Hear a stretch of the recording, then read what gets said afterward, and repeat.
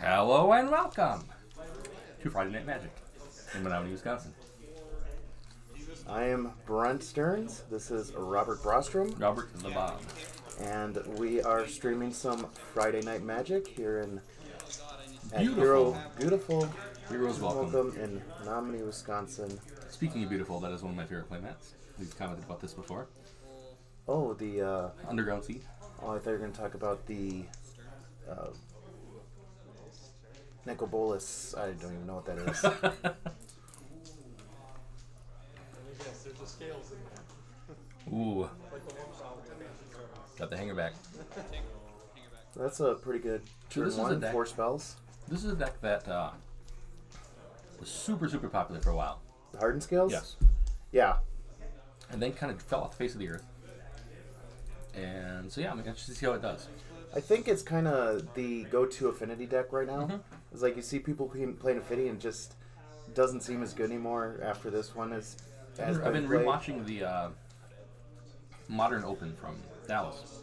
Not past weekend, but the weekend before. I've not seen a single affinity deck.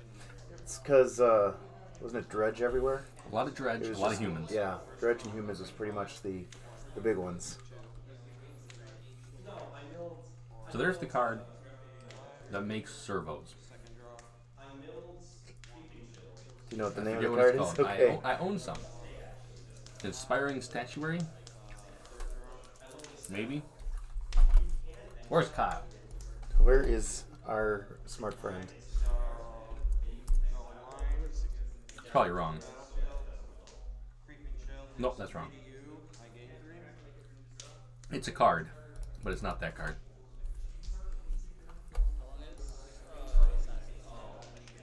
I love that Josh is playing the Creeping Carpet, one of my favorite lands.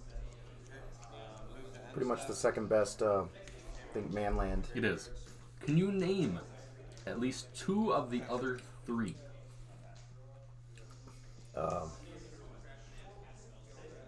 No. One is used in Jund. Oh, Raging Ravine. I would say that is the second best. I don't know. The fact that you can play multiple in like Grixis of the Creeping Tar Pit.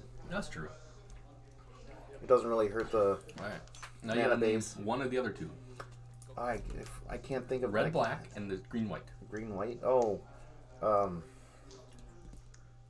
it sure is. Lava Claw Reaches Oh yeah. is the red, black one. Yep. And you can't remember the green, white one. I was hoping you could. I've seen it before. Absent usually plays it as a one of. Alright, so he killed the most important creature in the deck, in my opinion, the Steel Overseer. Got terminated. That card is hands down the best card in this deck. It's really good with the like Hangerback Walkers and the You get a Hardened Scales out that says +2 your team. yeah. With Hangerbacks and Walking Ballistas, Yep. you know, just keep charging those up, and they have such good abilities on them already. I remembered that card. Oh, Animation module. Module. There it is. So 1 mana artifact. Whenever 1 or more +1/+1 counters will be put onto a permanent you control, you can pay 1 colorless. If you do create a 1/1 colorless servo, then the bottom part here is pay 3 tap, choose a counter on target permanent or player. So for Infect. Yeah. Give that permanent or player an additional counter. It's kind of like Proliferate, except for it's only, instead Just of one choosing thing. any, yeah, you can choose 1. But yeah, another really good card with the Hardened Scales, the name of the namesake card of the deck, because then all of a sudden you're putting 2 counters on things. Yep.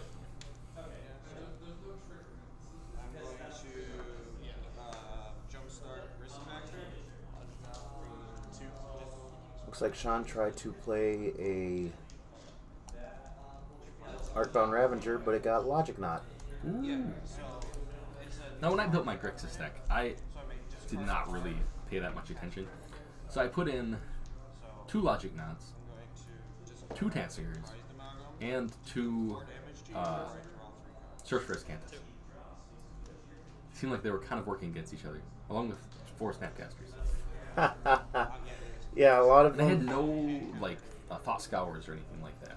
Yeah, if you're gonna do that, you definitely want Thought Scours. I think Tasker is kind of falling out of favor, though it's still a really good. It's good in the control decks. Yeah. But no, the fish is way better. Yes. For my Angler. Yes.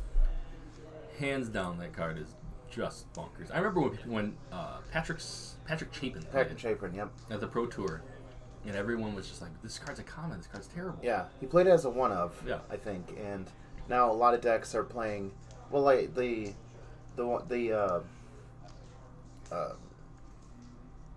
Hollow discard Hollow One deck plays 3 of them. Yep. You know, it's a It common. only, It's plays used, it only plays the Tassiger because, like you were saying, you can get it at 1 turn cheaper. Yep. And even Legacy plays Gurmag Angler, Mhm. and it's a common. Yep. Well, look at Treasure Cruise. They kind of printed it almost like a joke, as like kind of a nod to the Ancestral Recall. Yeah. Then they realized, and people started playing one. It's like, wow, this is really good. And then after 2, pretty soon, Burn was playing every deck was playing 4. Every single deck was playing a 4 of. You think 1 blue draw 3 cards is pretty good. Yeah. It was a sorcery speed though. How good would that card have been if it was instant though? Card I think they banned too early. Dig Through Time? Dig Through I Time. agree. They preemptively banned it when they banned the Treasure Cruise. Yeah. And it's just, I loved that card. Yeah. That card was one of my favorite cards. I actually built a Grixis deck with a bunch of 1-ofs just because of Dig Through Time. Yeah. I think they just kind of, they did it as like, well, this card's going to get banned next, so we may as well do it now. But it's like, you don't know that. The format would shift. Yeah. They have been very careful not to ban cards since that, though. Right. I think they banned Golgari Grave Troll. Yeah, which I think was a good ban. Dredge is already good as it is. Did they ban any other cards since then? I don't think so. I think Golgari Grave Troll was the last one. I could be wrong. But I'm pretty sure that was the latest ban, and they haven't really... Because they unbanned, obviously, Jace the Mind Sculptor, Bloodbraid Elf. Yep. Had an impact, but not like a huge format-defining impact. Yeah. I think there are some cards on there that you could unban. Yes. I mean, I understand their reasoning behind not unbanning Splinter Twin. Because why play a control deck that doesn't play Splinter Twin? Right. But I think with how powerful blue-white control is currently... It doesn't need... I think it would be a safe... I would love to see it. Yeah. If they just did it for a quarter, 3 months, just to see how it was. And they can always do an emergency ban like they've done before, so... I mean, yeah, people are going to play it.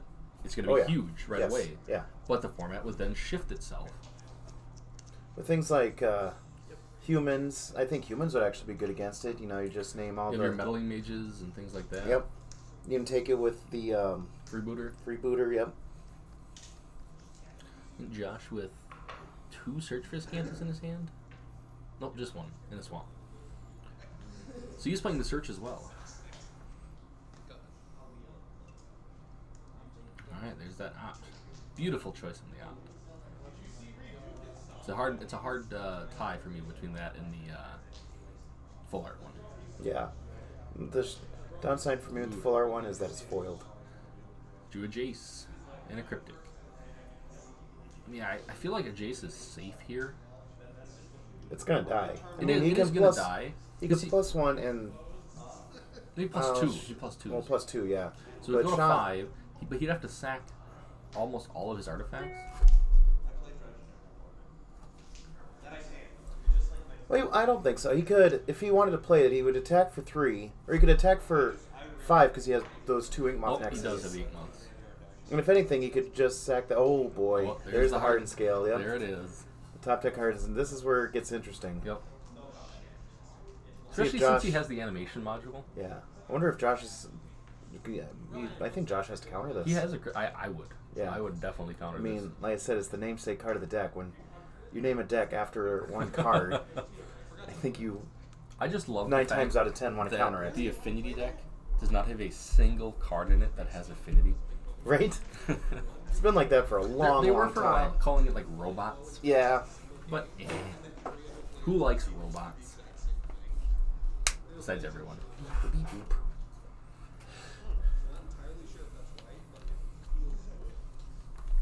Good thing you didn't jam that Jace there like I was going to. Yes. Yeah, I guess one of the biggest downfalls of that deck is just you never really generate any card advantage. Your card advantage is destroying their lands. And Tireless Tracker. Oh, yeah. Wouldn't you just board out Tireless Tracker for Now, when do you switch the mode here and start going for the Because you infect? can't draw cards with it. Like, Or drawing cards? He does have the 2 Inkmoth Nexuses. Or Nexi. Nexi. You want to say that. I think if he had the Hardened scales, it would be Oh, yeah. more of a ambition to do it. But Josh kept, you know, the red land up, so it could have been a Fatal Push, could have been a Lightning Bolt. We know it's neither, but you know, he kept that up, so it's like, don't want to animate it, put stuff onto it, and then just Lightning Bolt or Fatal Push. So there's that search for a Scanta. He has 1, 2, 3, 4, 5 cards in the graveyard. So I think he has an opt. Yep. So he could actually flip it this turn, or on his turn. Opts at the end of turn here, as long as it's not a great card on top. Throws it in the graveyard. Yes, he's gonna animate animation module under that. And create a servo. Yep. Oh, he sacked the other servo. Okay. That's what he's doing. And then paid 3 to double the counters, and then paid 1 to put a servo into play. It's almost like a combo. It is. That's it.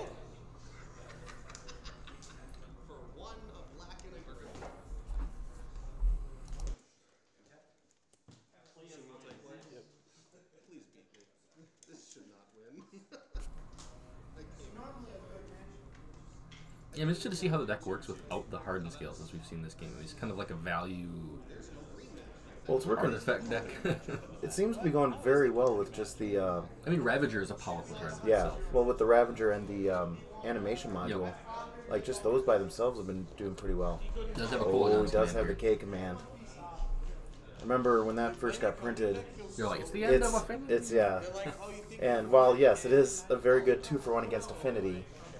It's not the end all When be it all. was first printed, though, Affinity did take a giant dip It sure did, yeah.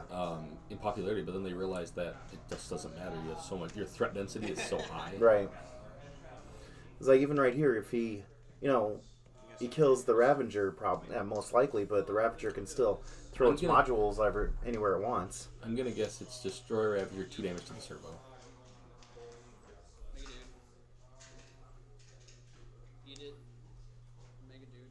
Okay, so he's sacked the servo twice, 3 times to make it bigger, made a servo each time.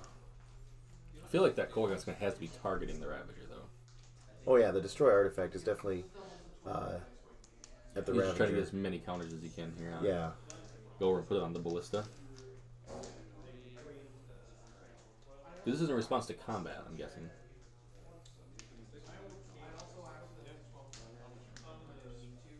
Is he gonna sack that too? So 2 counters over there. 12 counters. He's gonna kill him here. 13 counter. Yeah, Yeah, put it on the 13U. Ballista and 13U. And Josh is like, Oof. okay, that. Wow. I guess you just did 13. So that's how the deck does without the Hardened scales. All right. Well, that. It's almost like it seems like it's almost like playing Storm without one of your mana guys. Yes.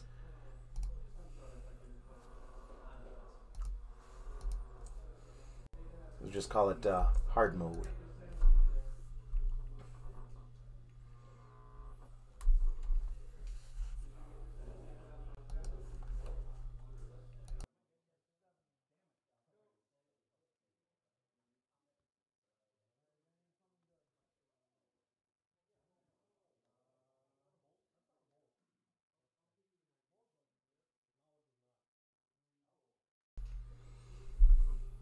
So thanks for hanging out with us. If we got any viewers right now, definitely appreciate you hitting the follow button, mentioning the YouTube page, and yeah, we always like calling some magic. We do this for fun. Definitely a good time. If you're hanging out in chat, don't be afraid to say anything, to just mention anything in chat you want. We're always up for a discussion. I was going to just say that. We're always up for conversation. Yeah, if you can't watch the whole thing, or if you want to watch some older videos, there's always the Twitch VODs, or like I said, the YouTube page. Yep. The best way I found that I can find the Heroes Welcome right now is you have to do a search and write Heroes Welcome Modern. I know. That's and then why you can find it, and then that's why he's trying to get his followers up, because then he can actually have his own. Yeah, like youtube.com/Heroes Welcome. Yeah. Yes. So if you as said, I can't really give you a good address right now, but if you just search Heroes Welcome Modern on YouTube, and then follow us, get 100 followers, and then it'll be easier to find next time. Yep, and we always are up for more people. The more people, the better.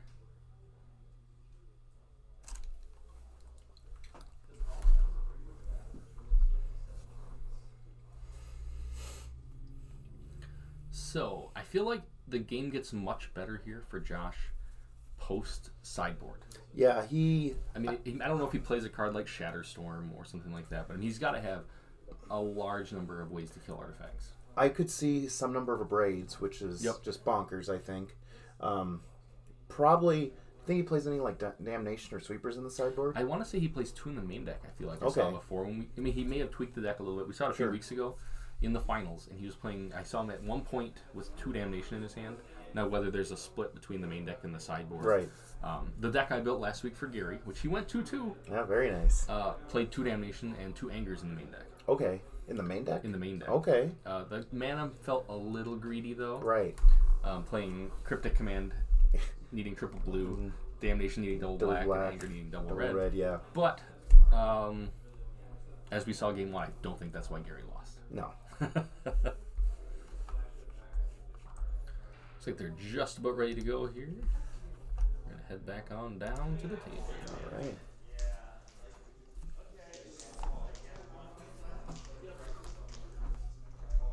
Why did I think that was... Well, I would agree with you there, Lieutenant. If you're not playing greedy, you are not having fun. Yep. I agree. I mean, the deck just loses to Blood Moon, but that's all that matters. Yeah, but I mean, if your deck loses to Blood Moon, I mean, You could have gotten really greedy. Most decks in Modern lose to Blood Moon. You could have gotten really greedy and play Blood Moon in your deck. Like, I actually almost played Alpine Moon. Oh, okay.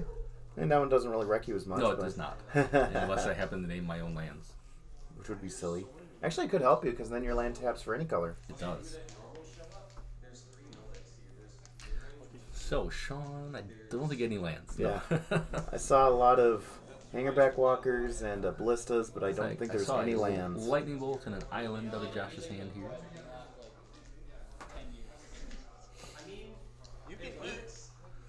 Welcome to the stream, Lieutenant. I'm not going to say your other name, but welcome to the stream, and let us know where you're from. Let us know what's your favorite Magic format. What's your favorite deck? Favorite Modern deck if you play Modern? Yeah. We do know a little bit about Standard. We agonized ourselves through a Standard PPTQ a couple weeks ago. You can watch on YouTube. That was pretty round great. 1 is the best round. Yeah, I was solo, and I didn't play much Standard, didn't know much of the new Standard, and I made a fool of myself, so it was pretty great. So you should watch and follow and subscribe, and... Oh, okay. Right here in Menominee. All right, Corey. Perfect. Have you played in Heroes Welcome before?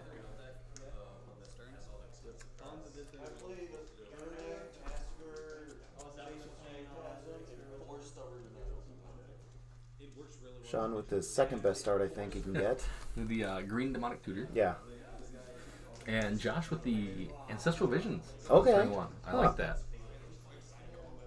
Down to 3 cards here. And 3 counters? Yes, 3 counters. Same thing. Same thing. Steam Vents untapped. Probably representing a Logic Knot here. A Logic Knot would be terrible. I think he has a Remand in his hand. He could Logic Knot for 0. He could, and he could deny paying. Well, Corey, so Bob and I don't have much of a life, and we have a lot of Magic cards, a lot of Modern cards. So if there is a deck you want to play, we could probably get you some cards if you ever want to come down and play. Yeah, you want to come down and hang out? I do have Burn to loan out. I can build Tron, Storm, a few different control decks, blue-white control. Grixis control. Yep. Jund. Yes.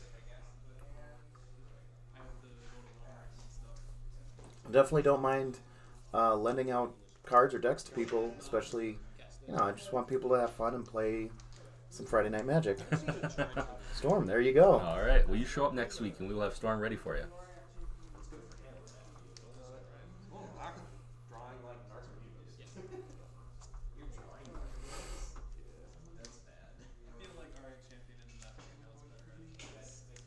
I have most of the storm still together, actually. Yeah, probably. There's not really a reason to take it apart. I think I took out the Sparebolt canals. Oh, okay. That was about it.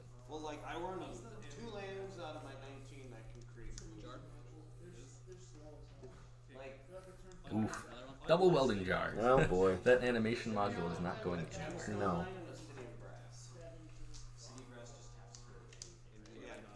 That is that land that makes That's a Pendelhaven.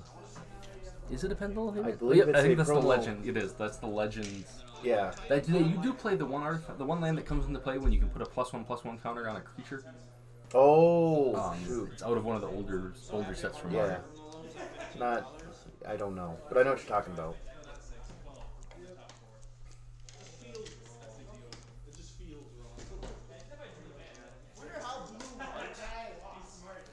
That Vision's ticking down here, sitting on 2. The game I just watched from Star City, it was Storm versus Blue-White Control, and the guy played a turn 1 Visions both games, and basically they were saying it was a countdown to see if he could win the game or not. The one game that went off, he won. The game that did not go off, he lost. So Storm beat him before he died at yeah. 1 counter. Oh, no. That's pretty much... A lot of time that's how I feel that Ancestral Visions is it's just like a countdown to the end.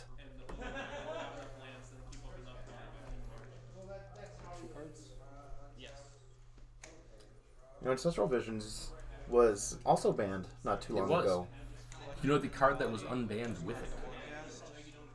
They were unbanned the same day. Wasn't it the green creature? No. No. Thopter Foundry. Thopter Golgari Foundry. Great Troll, you are correct, was unbanned that same day too. That's not the one I was thinking of, but yeah. Oh, Wild and the Cattle? Wild and the Cattle, which also used to be banned. Yes. Now that card's not played at all. It's no. Card's terrible.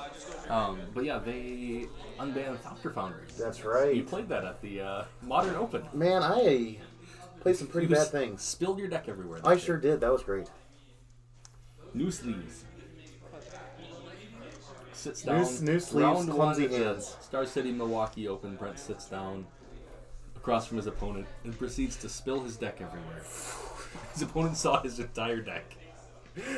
It was pretty great. He lost that round. Well, I lost a lot of things, including my mind. That was when we went to that terrible Applebee's. Oh, that Applebee's was so bad, which was a shame.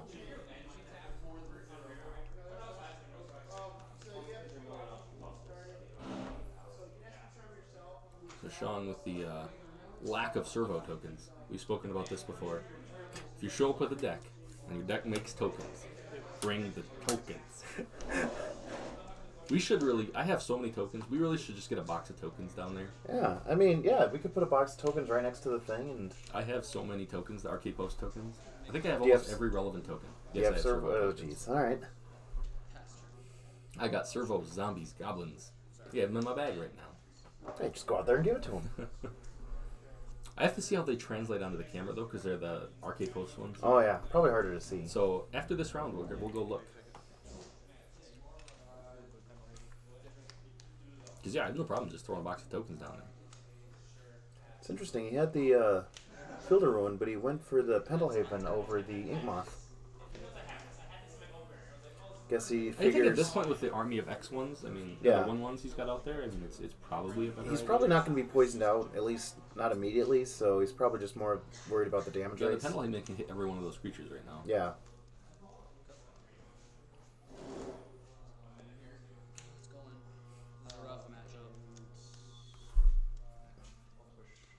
It's a small bumblebee in here. Hey, get in here. Also during the end step? Yes. That'll happen. That is what I'm thinking. That is completely what I am thinking. Yeah. I think we had somebody use one a few weeks ago, the poison token, Right. and I think it did wash it out pretty well. Okay. So But we can, I am just curious. yeah, we can give it a look-see. And We could also dig through John's tokens up front and find a bunch of relevant he probably has a bunch of tokens, too. Alright, so he's got one Ancestral Vision coming off here. Another one on 3. It's really hard to answer Leyline of the Void. Another Fielder. He may have the backup Fielder Ruin then. Maybe that's why he went that way. Yeah, that makes sense. That's your best option, but just search. Sean looks like only card in hand is a redraw. Ancient Stearns? No. The land that you can sack to draw a card. Oh, Horizon Canopy. Yeah, Horizon Canopy. Verizon Sprint Canopy. You need to have cards that exile. 2 bolts. Oh, anger. That was an anger. Oh, wow. Anger seems real good here. Yes. Especially with the Hangerback Walker. Now this is why they play, obviously the Ravager to sack cards. Yep. They also will sometimes you'll see the Phyrexia's Core There's a lot. Anything to sack an artifact. Oh, yeah. Yep. Then pull that one up here for those who aren't familiar with it. incursion's a little. It's good, but it only gets my creatures. Like I still get my spells in it. So yeah, there's some budget alternatives. See, a lot of times you'll see players play this. You can pay 1, sacrifice an artifact, gaining a life, which is kind of irrelevant. But he would get those. In this instance, though, they would just die anyways. Yep. But I mean, that's a good thing to do here. Interested to see if he does play that card in his deck, though. Sean, does you cash in one of his welding jars Yep. to save the Hangerback, Yep. which makes If it would die this turn, sense. I was just going to read the text on Anger the Gods here. I am curious if that does work.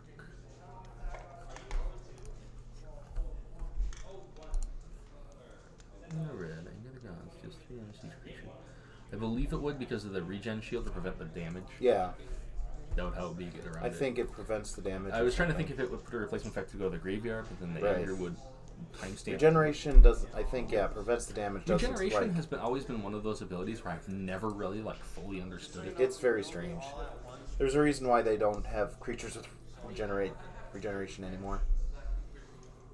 Yeah, I'm just saying, if you don't you need to have. Well, Sean easily rebuilt his board after that anger.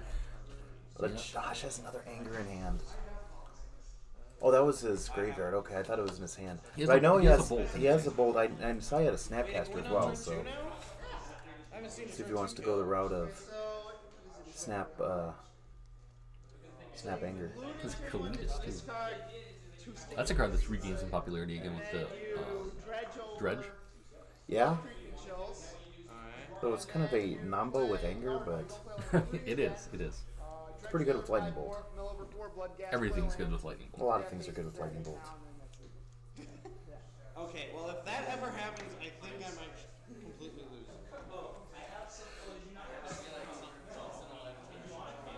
I remember playing Standard with Lightning Bolt. That was great. Yeah. there's a deck called Hollow One. It runs through He has a Ral Zarek in his hand, or the Ral is it Viceroy in his hand. Now, you weren't here that week. I think you watched this on stream that week. Oh, yeah. When he got to play at Yuri Yeah. and got to see the Ral. It's pretty exciting. That's very interesting. That card has dipped in price a lot. I think it's down to like $8. Well, the problem, and I think we kind of mentioned it before, is that it's very similar to Teferi. It's Fairy's just better. And Teferi is just better. Granted, Josh isn't playing white, so he can't play Teferi. And this is kind of his second best option, but it's just so subpar compared to Teferi. It's so strange how very similar those two cards are. You want to know what card did spike really hard recently, though? What is that? Risk Factor. I've seen a lot of risk factors using Standard. It's You being called played it in the Modern. Day, the day that card was spoiled, Brent texted me and said, I think this card's really good. I really wish I would have bought some. And it is really good. Yeah, it is. Not just in Standard. Yeah. It's kind of still a little bit fringe in Modern. Yeah. There's the Holy Divas deck, the mono red deck. Yeah. That deck's picking up a lot of steam. Some burn decks are playing 1 to 2 copies. I think I don't know if that's the shell, the Holy Diva mono red shell is the shell that's going to break the card. Right. But I think it's definitely a start for it. I definitely like some number, like 1 or 2 in burn. The guy wearing the Pete's Dragon costume was playing. Some. I mean, what's great about the card is, granted, you don't even want really 3 lands, but even if you play it once and one of your cards is a land, you're such easy fodder for another one. It's an instant. Alright, John reading the Kalitas. Should look that one up too. Or Kalitas. Get over here, Kalitas. Come on, Cletus. Gotta get these robots. I've heard it spelled both ways, or pronounced both ways. So 4 mana 3/4 with lifelink. If a non-token creature an opponent controls would die, instead it becomes exiled, and you put a 2/2 black zombie into play.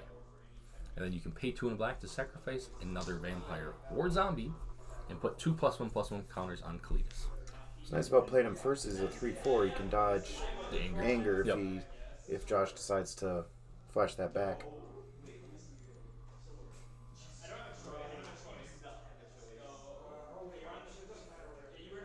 What did he use the bolt on? Oh, he must use it on the Steel Overseer, and he sacked the welding jar. Yeah.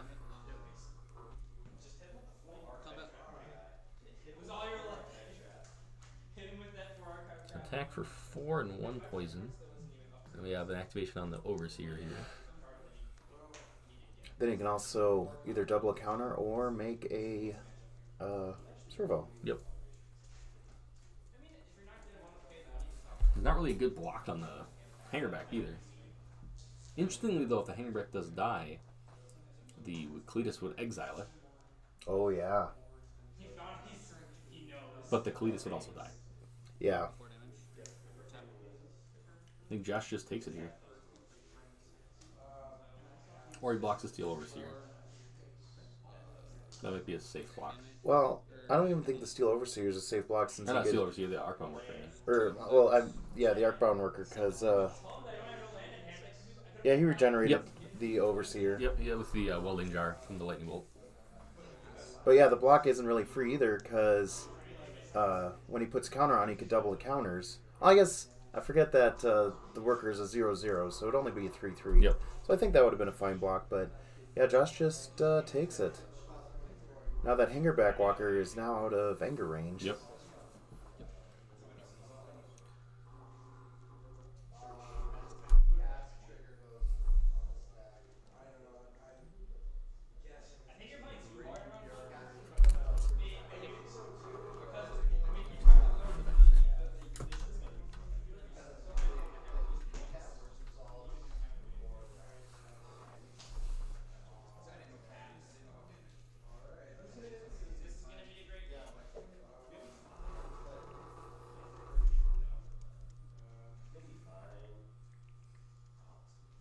Oh, you're right.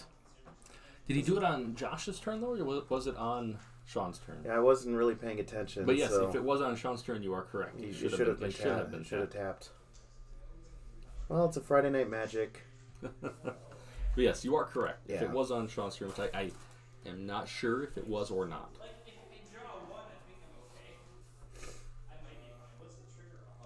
think we were busy talking about Cletus at the time. I wasn't paying attention. Cletus. Dang it, Cletus. Cletus, or the robot I've tapped.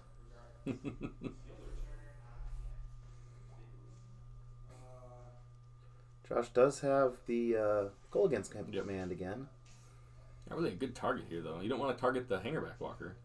I think, again, I just keep thinking of like Snapcaster Anger the God. So I guess if you do create that line, but that requires Although, 8 mana. with Cletus out, he won't get any Thopters. You are correct. If we're thinking correctly here, which I'm pretty sure we are, the card should be then exiled, and he should not get the. If a non-token creature punch with exile instead. Yeah, and Hangerback is whenever it dies.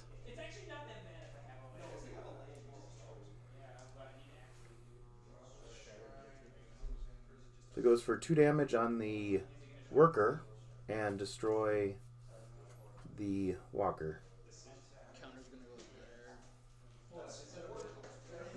I'm not playing anything because I don't have land, so I don't think it's bad. Nope. There you go. Yep, he's showing him the Cletus there. Oh wait, so if it's Cletus. Cletus. Also, then he shouldn't be able to get the modular counters either. So I saw he put the modular counters on the Steel Overseer, but it should not have gotten any. See if they fix that, and I don't believe they did.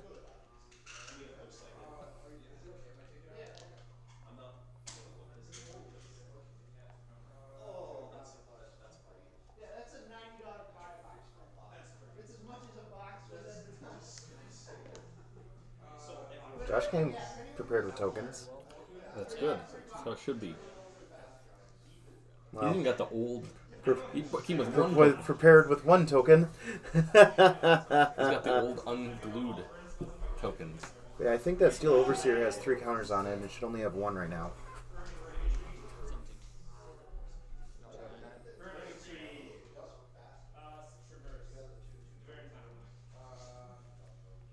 Oh, Josh might have turned the corner here.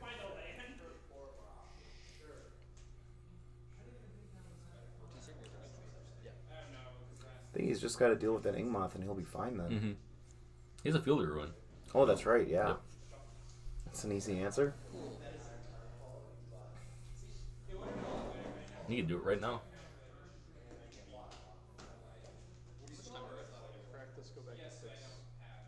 There's at least one more island in his deck.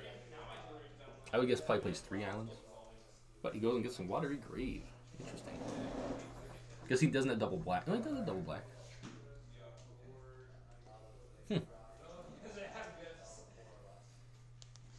Wanted to... Fatal Push? I believe so, yeah. Okay. That's why he wanted the other black. I was like, why go? That's pretty greedy.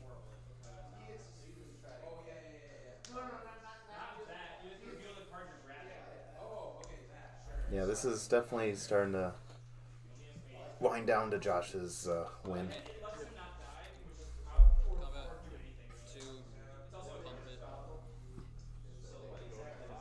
Gonna animate the animation module here. It's gonna go up to 4. No, that's the modular token. 5. 5, yeah. Yeah, Josh can just feel the ruin kind of at his whim here. Ancestral coming off, it looks like. Time is over.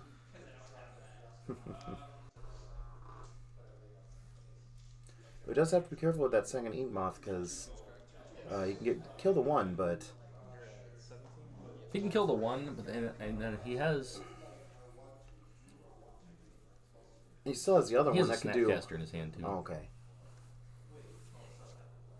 But yeah, the other one would then be able to 5 turns from now. Well, I guess technically he has the animation module, Right. so So it'd only be 3 turns. he still can activate the animation modules every turn though, because it does a player.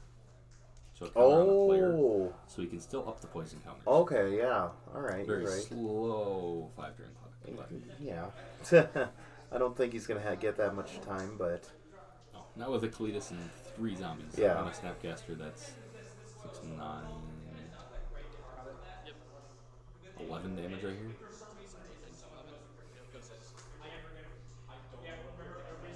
Goes down to 6. Yeah, no, I'm at 6 because I cracked. I cracked the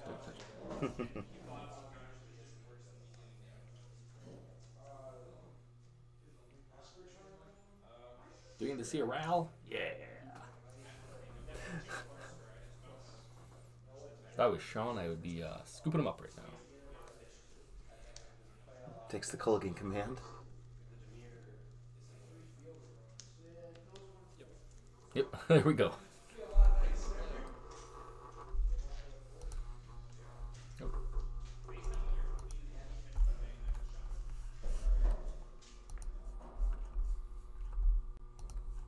See Travis in the background. Good guy, Travis Johnson. See if we can get him on the feature match and watch him lose. What is he playing this week? He's playing Burn. Okay.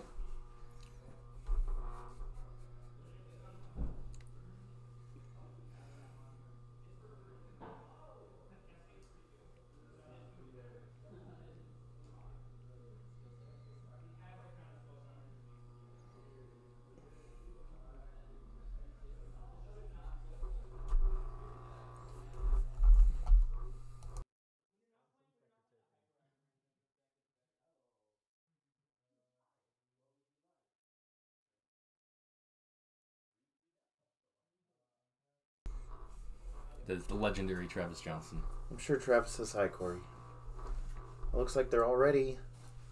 Ready. To be ready.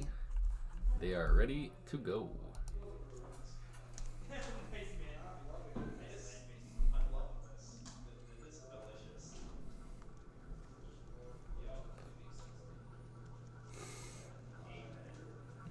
Nope. Sean puts it back.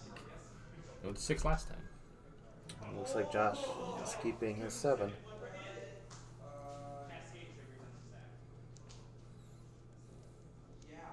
Not sure on time here, but it's got to be getting pretty close.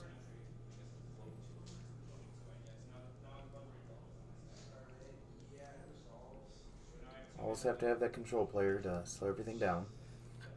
He's got that damnation in his There hand. you go. Darnation. So is this deck just like the Red Dead Redemption deck? It is. Calidas and the Darnation.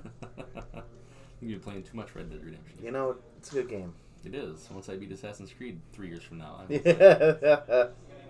When everybody's playing Red Dead 3. Yeah. It's got to be before the online comes out.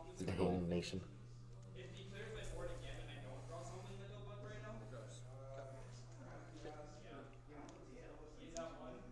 Alright, he's got that animation module There again. you go.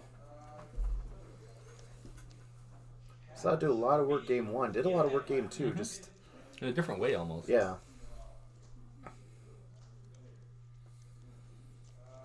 Does have the hardened scales, but it doesn't have. Not only doesn't have the green mana, it doesn't have a second land. Going to 6, though, I think you got to take what you can get. Right. Plus, the Grixis control deck isn't really known for its speed. No. You know, there is a realm where you can just like bolt you and jam a Snapcaster. Bolt snap bolt. But any of your X ones kill it.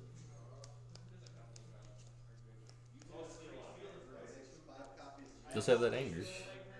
Is it anger and a damnation? And a damnation, yep.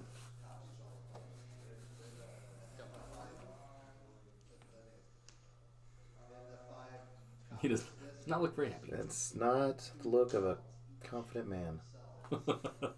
Brent knows that look all too well. That's my daily look.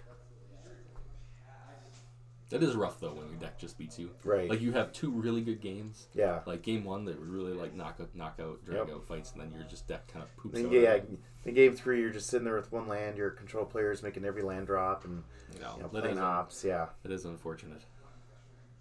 But definitely I'd like to see more of a game here. So hopefully you can hit a land here. Yeah. There's that window when you're like, all right, I missed 1 land drop, but I can't miss 2. Yeah.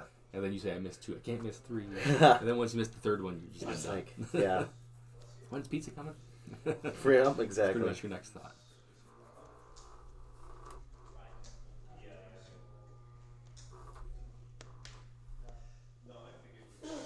He was smart not to do it on Insta, but he had the game over. He didn't have the Is he going to cold guns command his animation module? Have him and do 2 discard a damage? card, and Can't destroy. If he could destroy his land there, I think he would. he would have destroyed the land. Yeah. Yeah. Well, there's the second land. You can play the hardened scales Yep. now. Should be a 19. Also, Josh should be a 20. So Yep, pointing it out here. 18, yeah. Oh, 18. hard task. not sure why he's at 18. But whatever. Not gonna matter. Land. I'll draw another land. It could be a game. Alright, here we go. I think we got a game here. Depends what he draws here. Hangerback Walker would be real good here. Ew, did he just whiff? I think I see 3 green Basic cards. lands are their color, correct? No, they're colorless. They are colorless? And yeah. He didn't whiff per se, just Close as you can get. yeah. It was not the card he was looking for. There's some discussion if a land is colorless. Yes. But it is. She did have a Walker in his hand Alright. Your head's up to. for 2. Should just be still at 18 there. Ah, yeah. Actually. Yeah. Not sure what's going on. Yeah, but I don't know. I just noticed that he's tapping his lands differently. So. Oh, there you go. Thank you. I wonder if Josh is just going to anger this 2/2 away. If he doesn't have much else to do, I think that's a fair play. I mean, Bolt, like I said before, Bolt isn't really good against Hangerback Walker. Or if he's maybe just going to wait a turn or 2, see if he can... I would just probably anger here, play my land tapped. Take That's over. true. If he waits a turn, Sean can just pay the 1 mana tap to put a... Well, it would be 2 1/1 counters then, and it would be out of anger range, so... Not move fast, though. Alright. Stearns? And there is a run where you can just like bolt the thing and turn, untap at Damnation or Anger. Like I said, I guess if he does it right now, but oh yeah, if he does it, yeah, if Sean, way. yeah. There we go. Yeah, got a relevant spell this time. Come on, Force is a very relevant spell. It's not even a spell.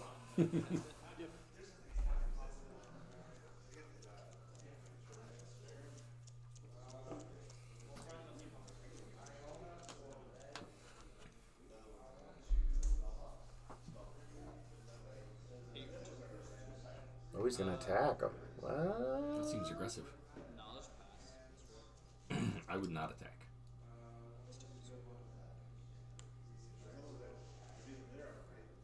He's waiting for the response here.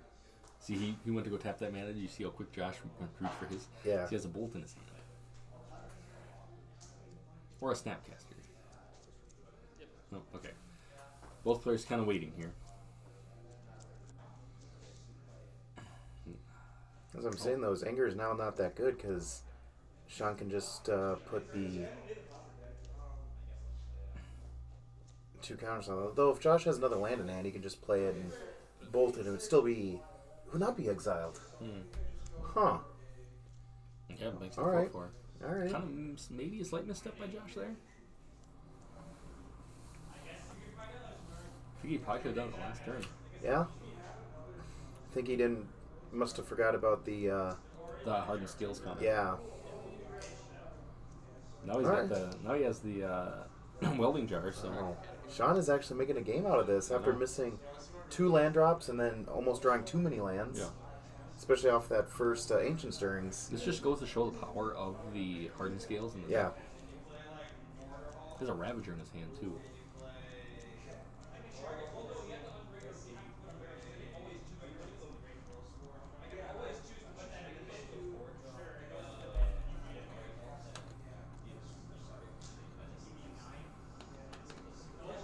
It was definitely smart to not attack that last turn. 'Cause Sean would have attacked, it would have been game over.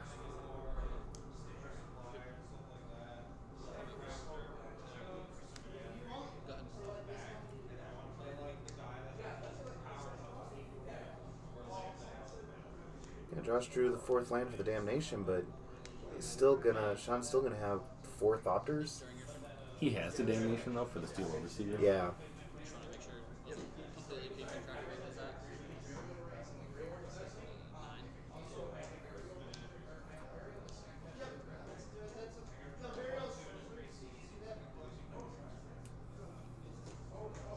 That looks scary.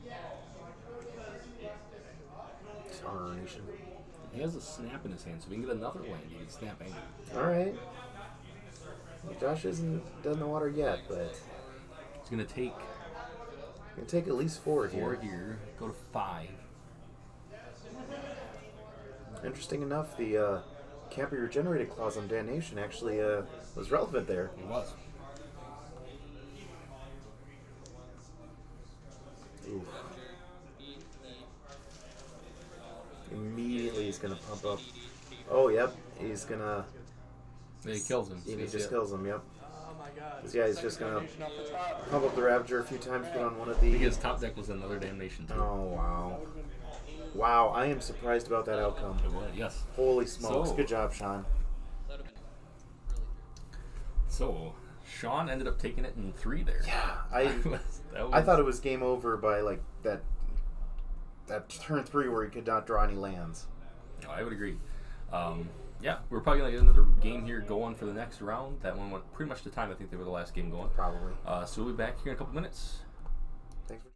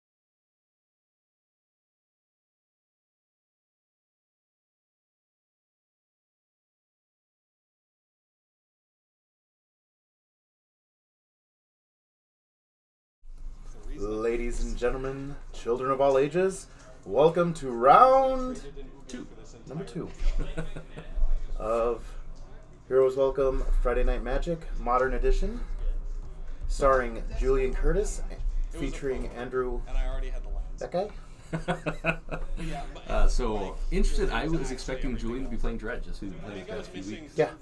So get to see some green-red Ponza, the land destruction package versus some mono-green Tron. So, the big land deck versus the deck that doesn't like to have lands? This matchup has a lot more play than you would think, though. Yeah. If they don't hit the specific amount of land destruction spells, the Tron deck can still hit turn 3 Tron. Definitely, if Andrew goes first, he can probably get turn 3 Tron. Of course, if Julian doesn't have a a lot of mana Tron dork, lands in his hand. bunch of Tran and yep. Julian just going on the mountain. Tower into map. Me? Ooh, bolt upstairs, sending a message. Yeah, I mean, you could. Andrew's probably like, "Oh, you're playing Burn, huh?" Yep, playing Burn. That's what I'm doing. Oh, jig's up. Jig is up. Look at these full art, unstable mountains with the basic forest. Well, did you notice too? It was 2 different mountains as well. Don't tell me that. Come on. It was an unstable and an unhinged. What's going on with here, that, people? with that forest. Get it together. Alright. So we are... Hey, another tower.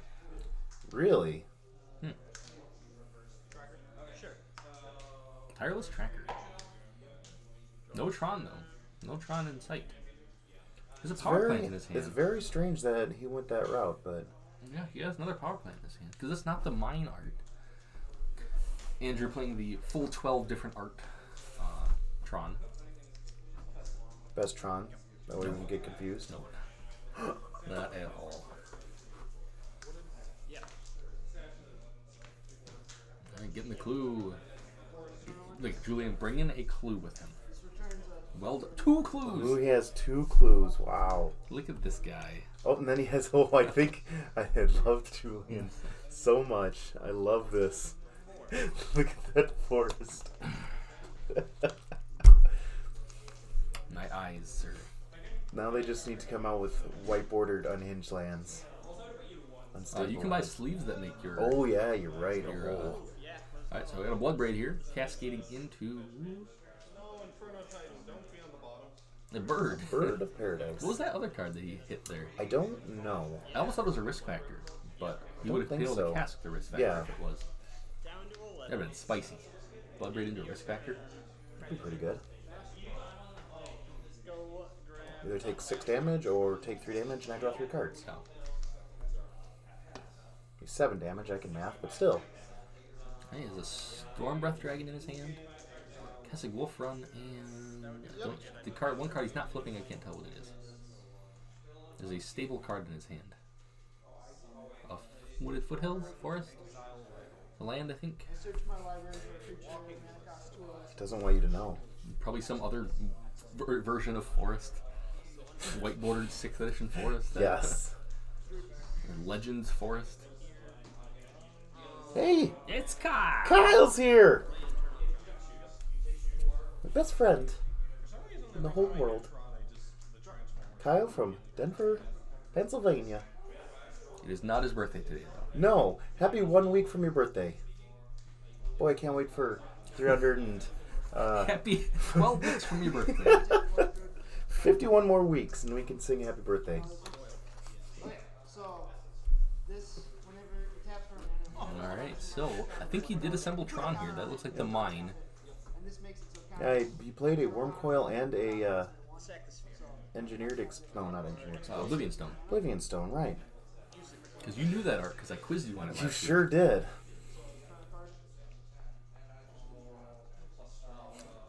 It's all good, man. Unfortunately, I know week. Gotta how. pay them bills. Yeah, I know how work is. My job's tell me to work a bunch of overtime, and I say okay because I need a job. You angrily say okay, but to the I in just- your inside. No, To I- their face, you're just like, it's fine. So no, yeah, this is exactly it. I happily say okay, and in my mind I'm like, I hate my life. Rather just go watch magic. So, I'm interested to see how much of a land destruction package Julian has. And do we just not see it? Is he playing more of like a big red-green style deck? It's starting to look like a big red-green style deck, but of course he could just... He might have hit that half of the deck. Right, yeah. Because they do play these cards with Right. their Stone Rains and Blood Moons Yep. and things like that. Yeah, exactly. It'd definitely be a shame if he got the wrong half of the deck against Tron, though. Yep. No, it says summon. I think Andrew could have had Tron turn 3 though if he would have played the power plant instead of the tower there. Yeah. I think he was thinking he was going to get hit with a Stone Rain or something Sure. like that. So it is if that's your play, then it is correct to I think play the second tower. Yeah. Oof. Woof. Trigger. Exile. Exile. Oh yeah, I also have a 10/10, and you're dead in like 2 And a Worm turns. Coil. And a Worm Coil. And an Oblivion Stone in case things get bad. He's gonna double block. There you go. Does he have the tokens? Test. Real test here. Come on. Yes. Both tokens. They can be any token. You can hand draw your tokens. Just freaking bring tokens. Token. And it can be stick figure worms. Man, that'd be awesome. I need to draw some stick figure worms. Just be like This one has, yeah. This one has lifelink. It'll just be an S, exactly. 2 S's going the opposite direction. These are my worms.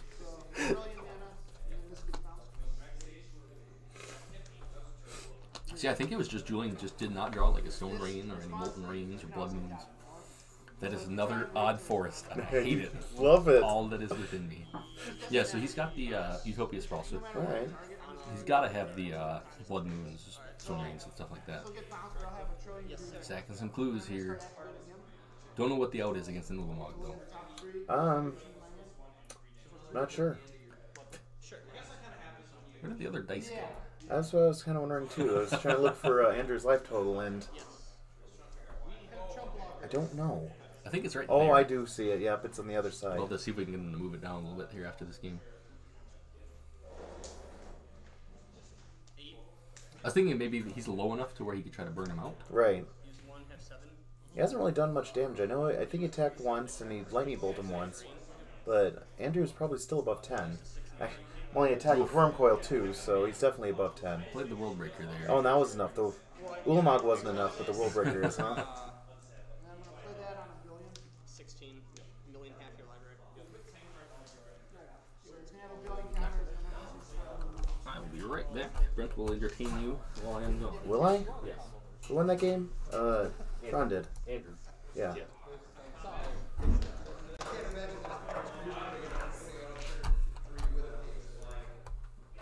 So as you can see there, Bob will make a... Oh, there he is. Bob's move that dice. Oh, I'm sorry, sir. That's exactly... I feel that's how that conversation went. But it probably didn't. Oh, welcome back to the booth, sir.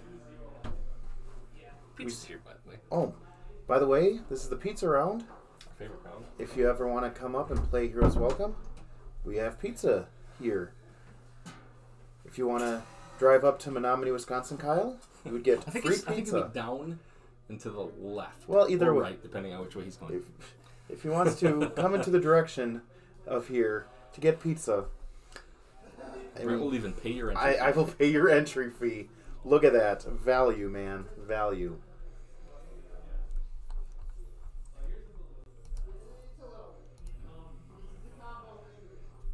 Got to see my hand on stream. I know. We're saying how. So, you just moved the dice down like 2 inches? Yeah. Just put it. Whatever. He wanted it on that All side. right. Whatever.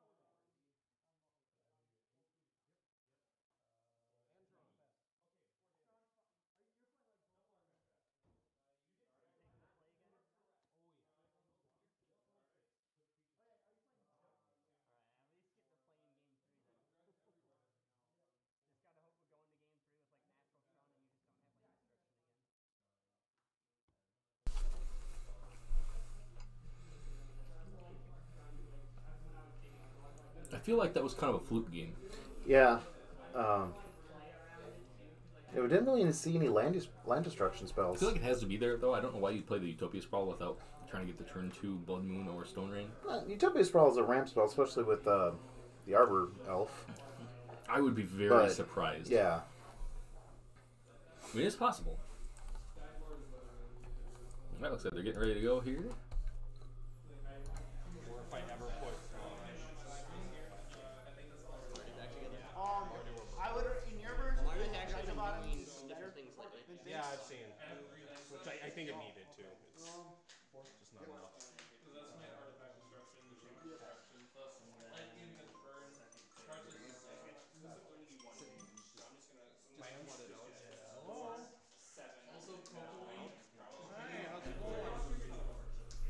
Alright, I think he has a Blood Moon in his hand here. Or a really ugly white bordered forest, because he seems to like to do that. I think enough, Blood Moon is not that good against Tron. It slows them down, but Right. no. I mean, they can just cast their Oblivion Stone on turn 3, Yeah.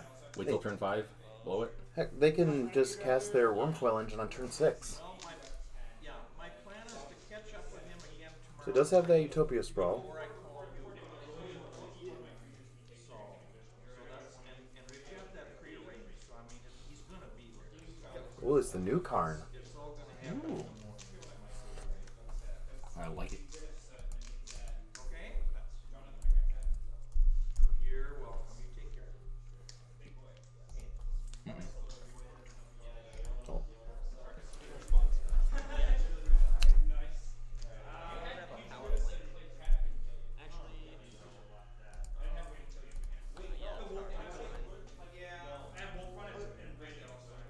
There we go.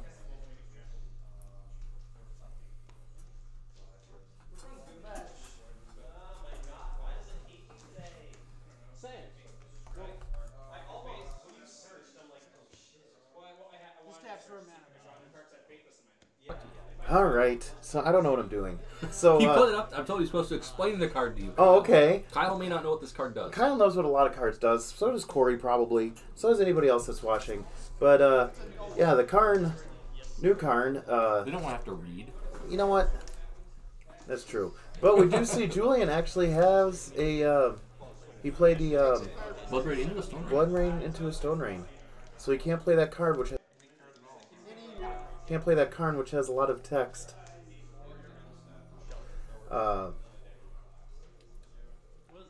Anytime soon. Look, you know what? I'm trying to do commentary. Bob's just sitting here eating pizza. It's so, delicious, though. Yeah, I imagine it is. Can't wait to have mine. Oh, and a turn 4 Storm Breath. Oh boy. Down to 10. Swing for 7, down to 10. Stirrings.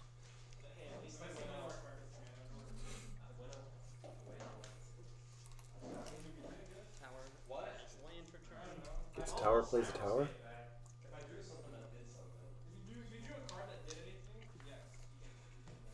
Six. I think Julian, if he has a land, you can get an Inferno Titan in this game here. So it'll be exactly 10.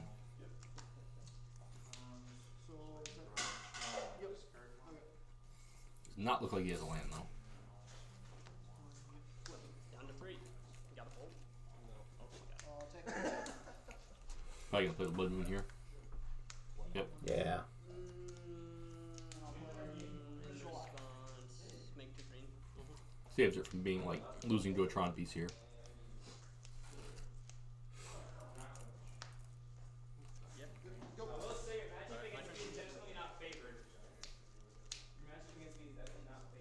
I do probably sack both those looking for a Nature's Claim. I don't believe. Well, he didn't play it, so I probably didn't draw one then. Play mine. He does have. I believe that would have been Tron. Play a star. Yes, it is. That is the mine.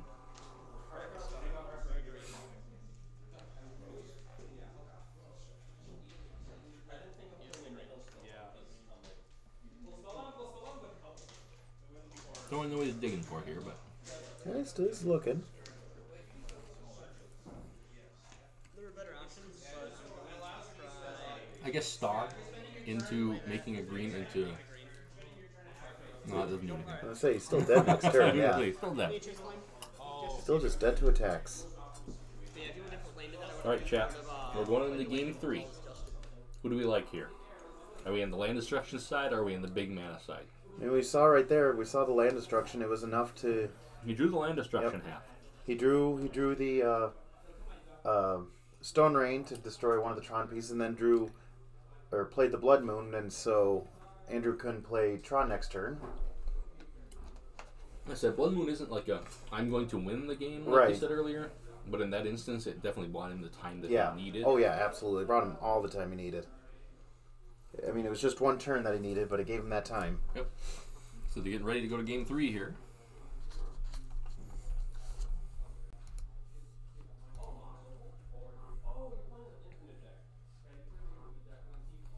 Looks like they're already ready.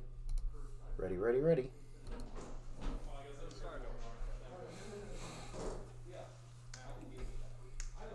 Alright, turn 1 Arbor Elf. He's gonna turn have 2 Blood Moon. If he has another land, He gets a he'll Stone have to... Rain too. Ooh. I think I like doing Stone Rain first. I think so, yeah. Pretty sure that's a Stone Rain. Oh, but he has the Ballista. All right, that's seems pretty good. So Andrew is not going to have turn 3 Tron. Is not going to have. I don't believe he even have turn 4 Tron.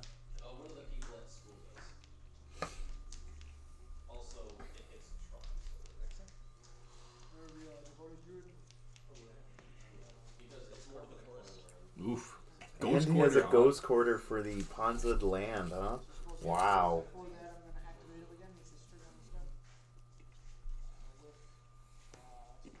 Should be a rule that you have to search for a basic land that's the same. Can't search for like destroying the weird looking forest and looking Julian for would not find one then. Yeah, exactly. Apparently all his lands are different. I love it. Nope. Ooh.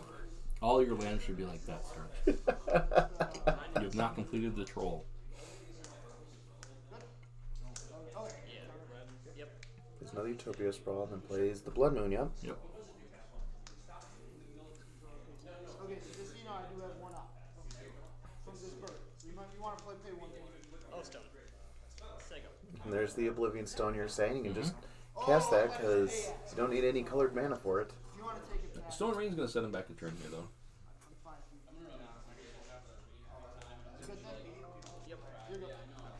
He goes for the Tron land. I would. You won't go after the basic forest? No.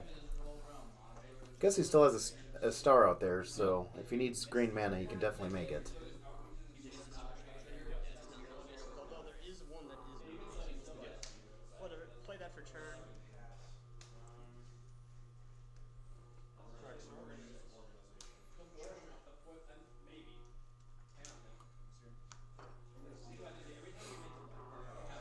Play a sphere.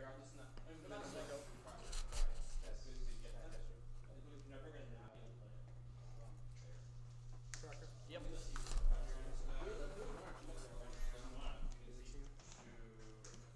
I'm thinking of replacing my cast downs with them. Crack for a green. So both players just kind of doing their own thing right now. One turn off So- from that dragon, though. I think Andrew is looking for land number Line number 4. Oh, that does it. Well, okay. Lane for turn. Oh, Ghost Quarter live here. Well, he can't Ghost Quarter right now. Alright, I'm done. And so he's going to play... Because Ghost Quarter right now is a mountain. It would have been a good lock, though. Yes.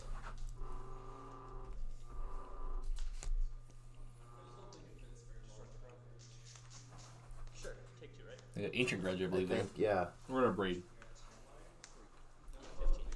If it was an Ancient Grudge, I feel like he would have flashed it back Oh, yeah. Get rid of the... on the O-Stones. I think it was in a braid.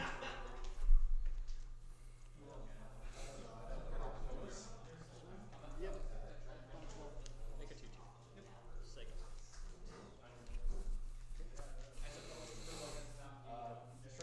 Let's go for 2.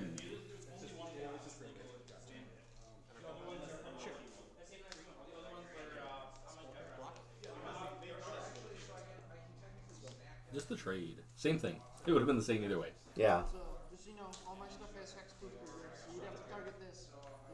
Destructive Revelry. Destructive Revelry, yeah. Alright, so And a damping spear. Oof. Wow. I'd love to see any of my sideboard. Well, again, though, You sequenced that correctly. You thought of the damping spear first. that's right. It's definitely good sequencing.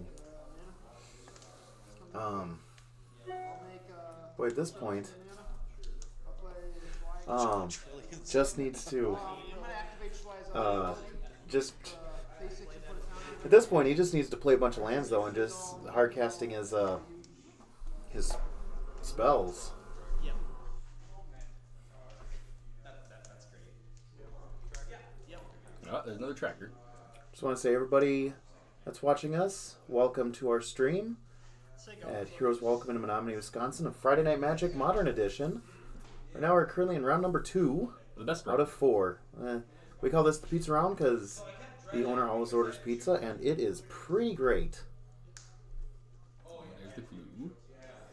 Dragon. Yep. Oh boy. Did he have the mana to play all that? Yes, he had the 2 off there, forest, land, and then that Windswept Heath makes Oh, okay. Alright, yeah, I alright. was confused by the Windswept Heath as well.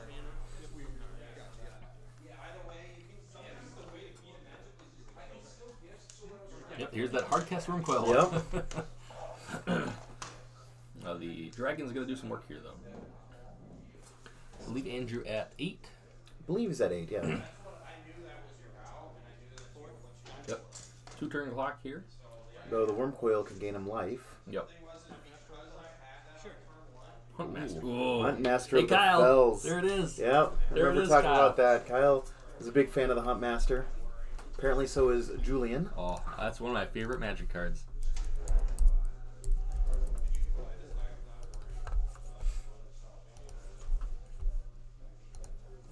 Does not have a wolf token, Bob. Ancient. Come on, Julian. You let me down.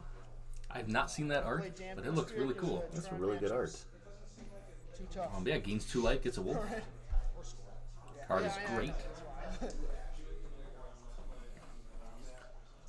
No wolf token, though. Come on. You gotta be ready for all situations. I mean, he does have the basic lands that he grabbed from his box. I think he could grab a wolf out of that box. I don't like about that is because all the decks in modern keep getting better. Finally with the Dredge actually gets a new toy. They're like, nope, can't play Dredge. Dredge broke the mechanic. Even though I think even if he attacks with the coil, he's still dead. Well, they're playing green. Because he got 4. Crack the clue there in the Hunt Master and the wolf token. From someone on sick field. 4, 8. Yeah, he would be dead. He has an Ulamog. He can't Yeah. cast it. If there was not a Blood Moon. Sphere. Kraken for a green. I think I would have tapped the forest here. Use the green. Also, I think both players are forgetting about the Damping Sphere's attacks ability. Yeah. But, I think it's in Julian's got this game anyways. yeah.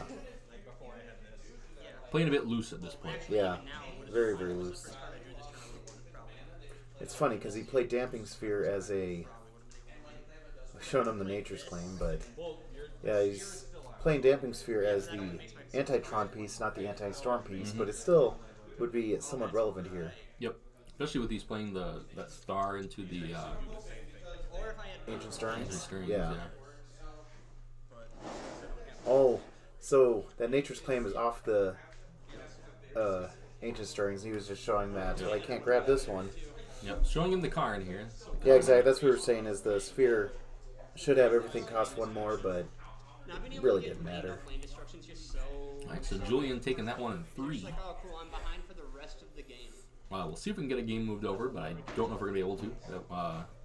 Pretty low turnout tonight. I think we had like 16, 18 people. Not terrible. That's, yeah. Loosey-goosey, absolutely. Alright, so we're going to enjoy our pizza. Pizza round. Yes, and then see if we can get a game moved over. Otherwise, unless Josh went to almost time again, we should be able to be back here for round number 3 here shortly. Cool. Alright, we'll be back, guys.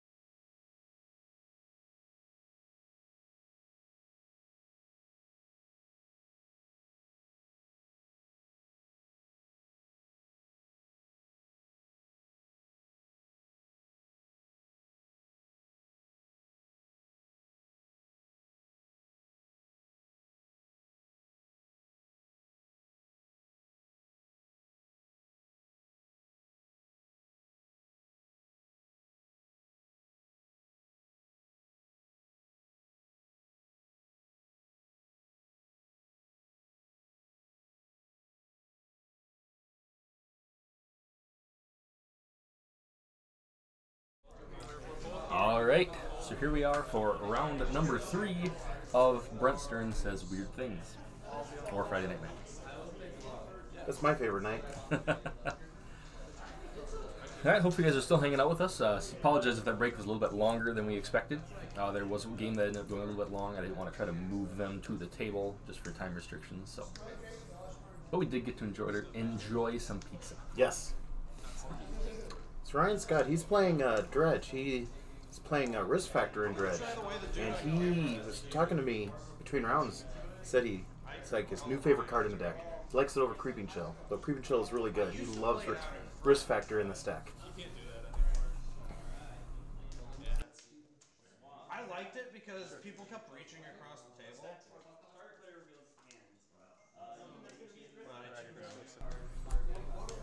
Alright, Noah Miller on Counters Company. A little surprising to see this from him. Usually a Humans player or an Eldrazi Tron player. Well, Counters Company is, I think you've said it before, is kind of popular around here. He does have the turn 2 Devoted Druid. And he does have, I think he does have the... Vizier in his hand? Yeah, Vizier in his hand. Vizier Seer? Vizier Seer? Vizier of Remedy. Vizier, oh yeah. Whatever. Brent Says Weird Things. See? Well, Episode 1 just happened. Scott just milled over 4 lands.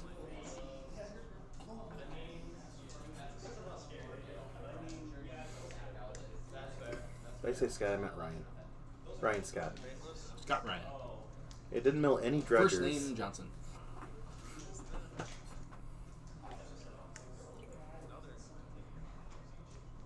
I mean, Noah Miller could technically be 2 first names. It could. Could also be Well, there's the conflict. a biblical figure and a beer. So Episode 2 of Brent Stearns Says Weird Things. So Noah just shows that he has the combo in hand with the Walking Ballista and game number 2 already. Alright, Brent. So for those who aren't familiar with the combo, why don't you go ahead and break that down for us. What was the combo that he just showed in there? Well, so Noah Miller had, I guess we're going to have to switch to this one because I'm going to have to show the cards. He had a Devoted Druid out.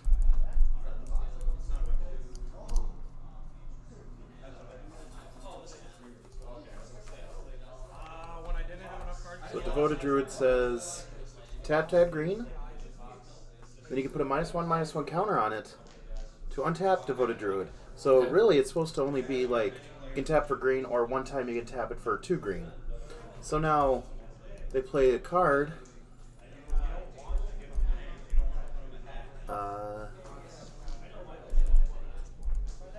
Oh, there's a Z in it. Vizier of Remedies. That says Did it cost 2 mana? that it costs 2 mana, yes. But it also says that if one or more -1/-1 counters will be put on a creature you control, you put... It's a very weirdly worded, but very weirdly worded way of saying it doesn't that get many it does not get it. -1/-1 counters -1 are put on that creature instead. -1/-1 counter. So basically it says that to untap it, you put the -1/-1 counter, but you put 1 less than that on. So now the Devote Druid had infinitely taps for green. Not Specifically, well, arbitrarily large. very, very large amount of green mana. So right there he had a Walking Ballistas that he could put all that almost infinite mana into, or he plays things like Duskwatch Recruiter.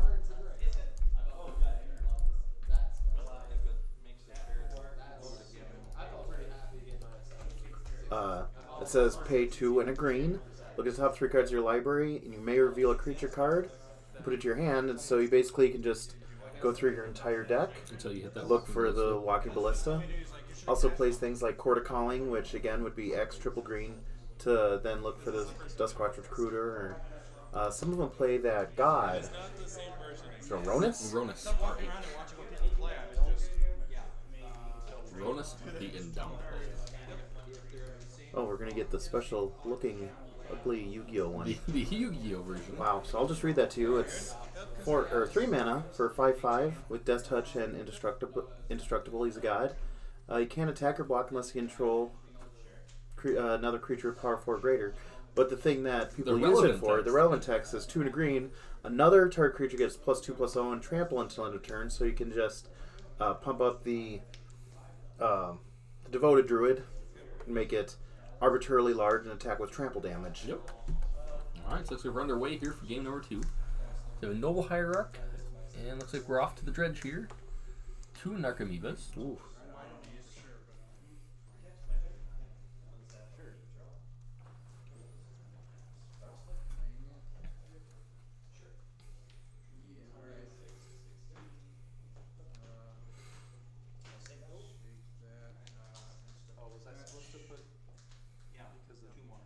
The Bloodghast back through the land drop.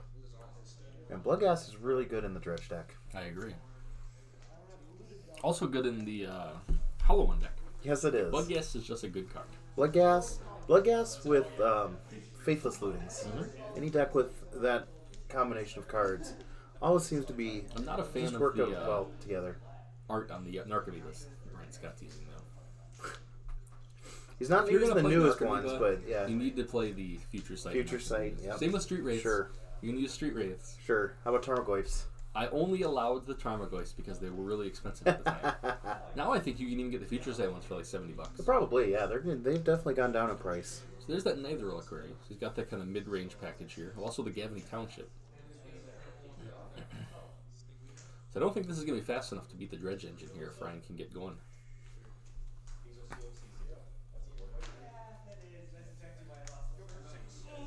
No point in not attacking with Bloodghast. Yeah, they can't block, and you know it would be silly to block right here. Is Yeah. no lands in the graveyard yet, so it's just a lonely 2/2 Knight of the Reliquary.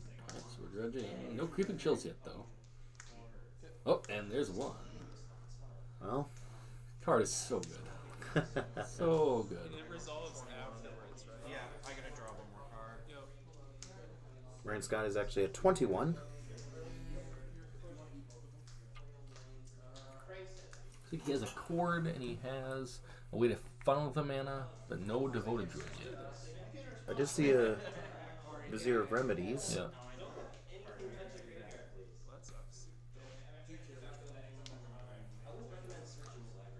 So I think 1, 2, 3. Oh no, he's 1 mana short. He needed to play a land that turn. Yeah, he can only Then cord for could've- 1 right yeah. now. Well, he Save- can. No, he couldn't. I was gonna say he can do the shenanigans with the Knight of the Reliquary, but I think the math then comes out the same. Yeah. It's the same as convoking.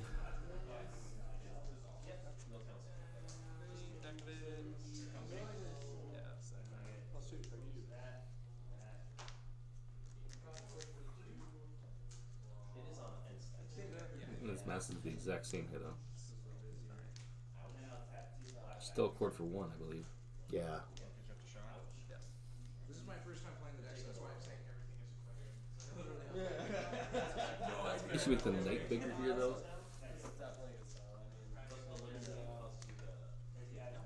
I don't believe he blocked though.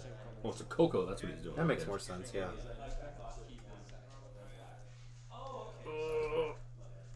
Whoa. Oh, Holy smokes. that is rough. That is the second worst thing you can get off of Coco. The first being just nothing. It shows him, yeah, I got 5 lands and a mana dork that is basically a land. Wow.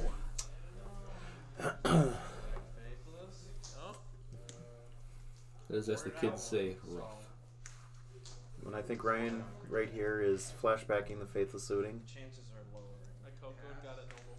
All he has to do is hit a creeping chill here. Yeah. There's an Narcomoeba. Got the Narc.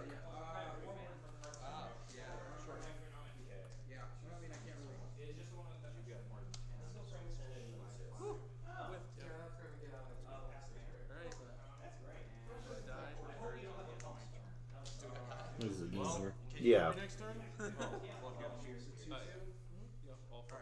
He needed that Coco to be much better. Even if he has an answer to all these creatures, Ryan just has a Conflagrate in the graveyard with Noah at 3, so. There's a look of a confident Dredge player. Nope. Or, that was Not a Noah. confident Coco player. Correct. Oh, was that a spell?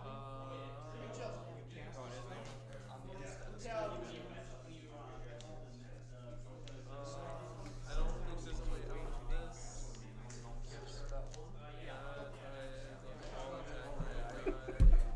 Yeah, so I was thinking, I mean, it doesn't really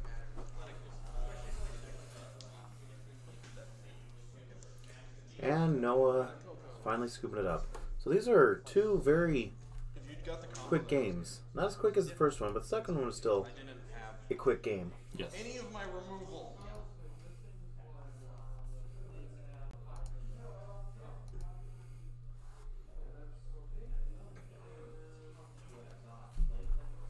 All right, chat. See if you're alive out there.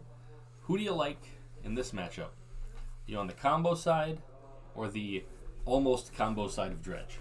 It's so weird because, as you can see, if combo can just combo, it wins. But if it can't combo, it pretty much loses. Yes. You know, it's very, it seems like a straightforward thing to say, but its mid-game plan is not nearly as good as Dredge's. I would agree. They can just value out with those Narcomoebas swinging for one, Right. the Creeping Chills, Conflagrates to finish it off. So I think Noah just needs to combo. Yep. Yeah, I agree.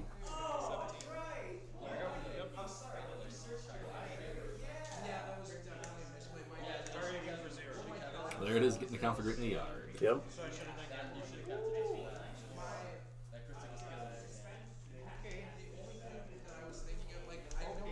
Yeah, I would agree with that, Yeah, Kyle. Kyle, yeah. I agree. I think it very much depends on play versus draw, but those are the kind of the numbers that were floating around in my head too.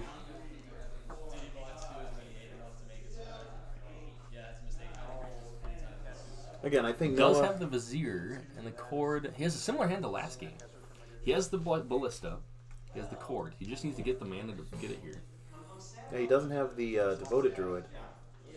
Plus Ryan playing the Conflagrate preemptively, so even if Noah did have the Devoted Druid here, it's not going to last No.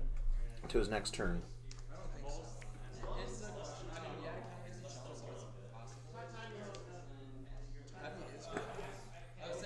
Pretty high chances of us getting the game moved over here.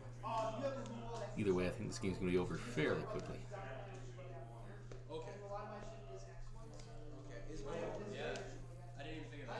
Militia Bugler. No, That was a terrible bugle. it sounds like a It's like a dying bag, that was like a bird. bag of bugles. Opening a bag of bugles there. What? Bugles. The little I know what chips. you're talking about, but that's okay. Anyways, he whiffs. Awesome bugles.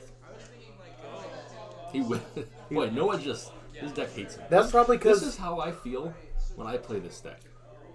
the reason why it whiffed is probably because that was the bugle that they all heard and were like, "What was that?" I don't know. They're just staring at the deck. Someone dying over there?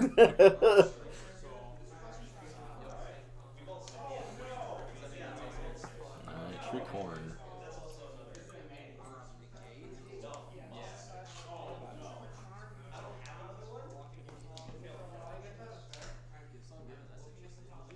Still needs another land here. Nope. See, if he had another land here, he could get the cord for 2 at the end of turn. Yep. A Conflagrate is a sorcery speed, so Alright, setting it up here. He's a turn off now. he's just putting another creature, make it more juicy for that Conflagrate.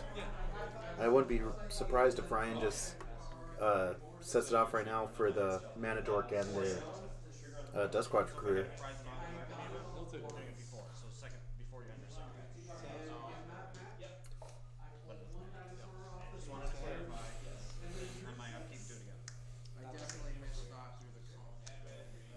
Another Conflagrate. No, yeah, no, I think there's no reason not to. Right, especially with the second one in the yard. I'd like to see a life from the loam, I think. But I mean, other than that, He has so many cards in hand right now. exactly. At least a Bloodghast, at least an Archamoeba. That's 2 cards that just freely can go in the graveyard. Should have just cryptic did counter. Sorry, cryptic just like tap down the board, and that would have been flashback to Flagrate. Yep. See if the Bugler is going to get the same treatment. Yep. He's going to keep the Duscroft Recruiter in play, though.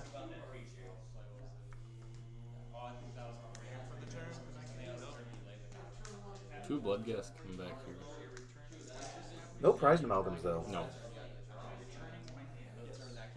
Another Cord. Ooh. Cord's not. I mean, I've been in this position. Cord's not as good when you don't have a way to get them out fast. I miss the games of like Kiki Cord playing Wall of Roots. Yes. Does get to flip his Dust Recruiter. Do you know what the flip side of this card is called? The flipped Duscroft Recruiter. I believe it is a Crawling Horde Howler. What the heck? Let's find out though. I am curious if I am correct. No. Let's type in Duskwatch Recruiter. Fine. I think it's spelled with a K. The Crawling Horde.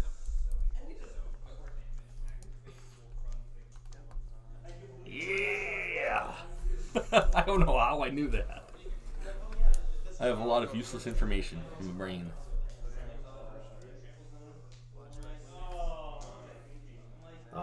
Can't show it on the stream, though. Creature spells cost 1 less to cast at the beginning of each upkeep. If the player casts 2 or more spells, he turns back. So yeah, his Vizier and the other creatures cost 1 less now, but that's not... But he can't funnel the mana anymore. Right. Now. Yeah, this is not the side you want the Duscroft Recruiter to be. Oh, Creeping Chill. You know, just doing Creeping Chill things. Creepy. And Ryan does have the Life in the Loam that you were talking about. Yep. Yes, 2 Conflagrates in the yard still, too.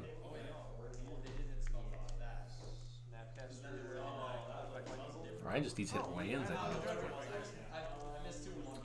Is that? I believe he drew a Worship. That's not going to get the job Pretty done. terrible right now, Yeah. yeah. I think I'm safe from not dying. I think you are too, because it's not I would like to have seen him cast that Vizier. Yeah. But, well, I mean, not really, because with the Conflagrates in the yard, it's just going to die either way. They're doing nothing. I think you're kind of push a rope uphill right now. yeah. Wait, how would I die? It's the fact that he keeps missing land drops. Mm-hmm. I mean, he would have been fine if he could just kept drawing or making his land drops, then playing, or you know, getting the Devoted Druid at the end of the turn. Yep.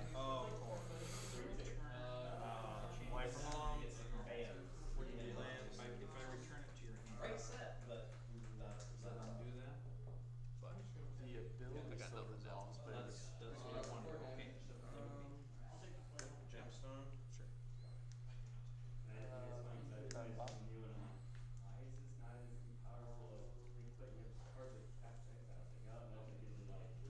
I think I'm gonna. Conflagrate 3 to the Howler. Yep.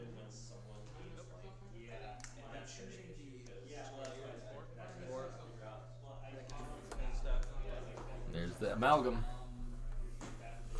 This is pretty much all but over now. Yes. That was the other play. I mean, it's been like that for a couple turns now, but Yeah, I think he's showing him the other Conflagrate. yeah. He still has 1 left in the yard here. And Noah's got a draw step. And a Go Step. Yep. And Ryan Scott's going to take it in 3 here. He's showing the worship. Yep. I had the worship. It didn't matter. He's like, I had a nature's claim. All right. So I'm going to let you guys hang out here with Brent here. I'm going to move a game over. I'll be right back. You're gonna hang out with me? Yeah. Best thing. So you want me to just put this on myself and just talk? Or you can wait and wait. It's up to you. I like the first idea. And there's also too late, game 1. So hi, everyone. It is I, Brent, and this is Robert Brostrom. He is now a chair. I guess I'll pimp some Heroes Welcome. If you like this stream, don't be afraid to hit that follow button. Got a game moving over there. Oh, we got a moving game into moving over. 2. I'm going to get their deck names All right. here. Now you're going to see the door open and the door closed. But yeah, we have a YouTube page as well. Right now it's... Okay. So, hi, I'm Brent. I am a big fan of Control. I know, like you, Kyle, are a big fan of Jeskai. I actually do like Blue Light Control as kind of my pet deck. Sometimes I dabble into Infect. I haven't played it as much recently, but I played a fair bit of Infect. It definitely is one of my favorite decks, and I see that it's getting some resurgence. Oh, we're back. Hi, it's me again. It's Bob. And some white-black tokens against some mill. Land crab. Alright, so we're going to see some behind-the-scenes thing going on here. Oh, looks like they're still setting up, or they're leaving. So it's going to be Karl on the right and Alex on the left. Why would you want to play that? You get the render deal. I thought it was just a creature. Yeah, creatures that cause effects to happen don't cause them to happen. That doesn't stop, bro. Doesn't stop, I guess. Yeah, it just stops the build. But that's your biggest hitter, so. Yeah. Apparently we're going on. We're next. Probably should have put up the thing, but you guys will be fine. This way Kyle can see what goes on. Yeah, I always loved watching like behind the scenes of things. So this is kind of behind the scenes. KRUPP. I think it's Krupp. Yep.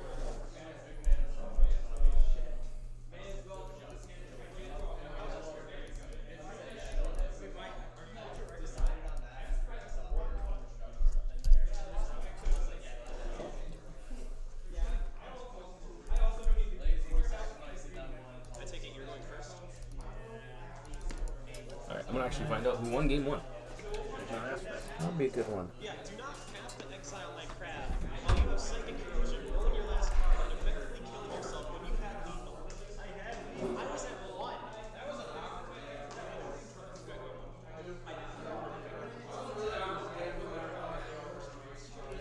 was probably one of the weirdest things. I mean, the couple of times that I killed myself to, it's one of the It's kind of loud, but they use it in it's okay. Karl.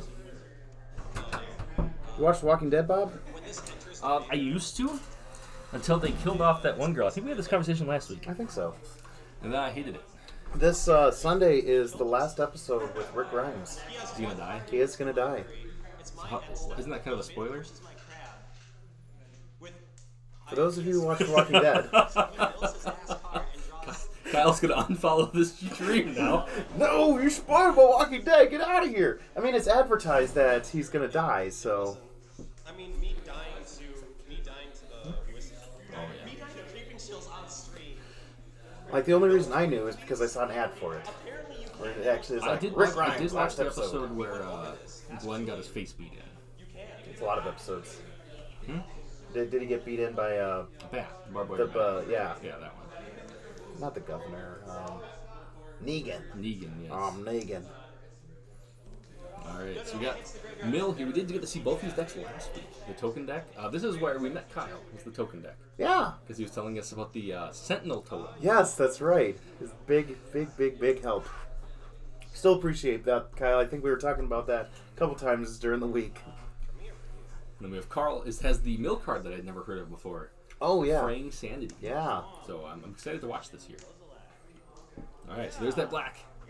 Turn 1 Inquisition. If he has a Fraying Sanity, I would take it all day long. What are those basic lands? I am not sure. Altars, maybe? I don't know. That was weird. Those were strange. So no mill cards in Kyle's opening hand, or Karl's opening hand. Huh. Took a fraying tendrils. Pass to you.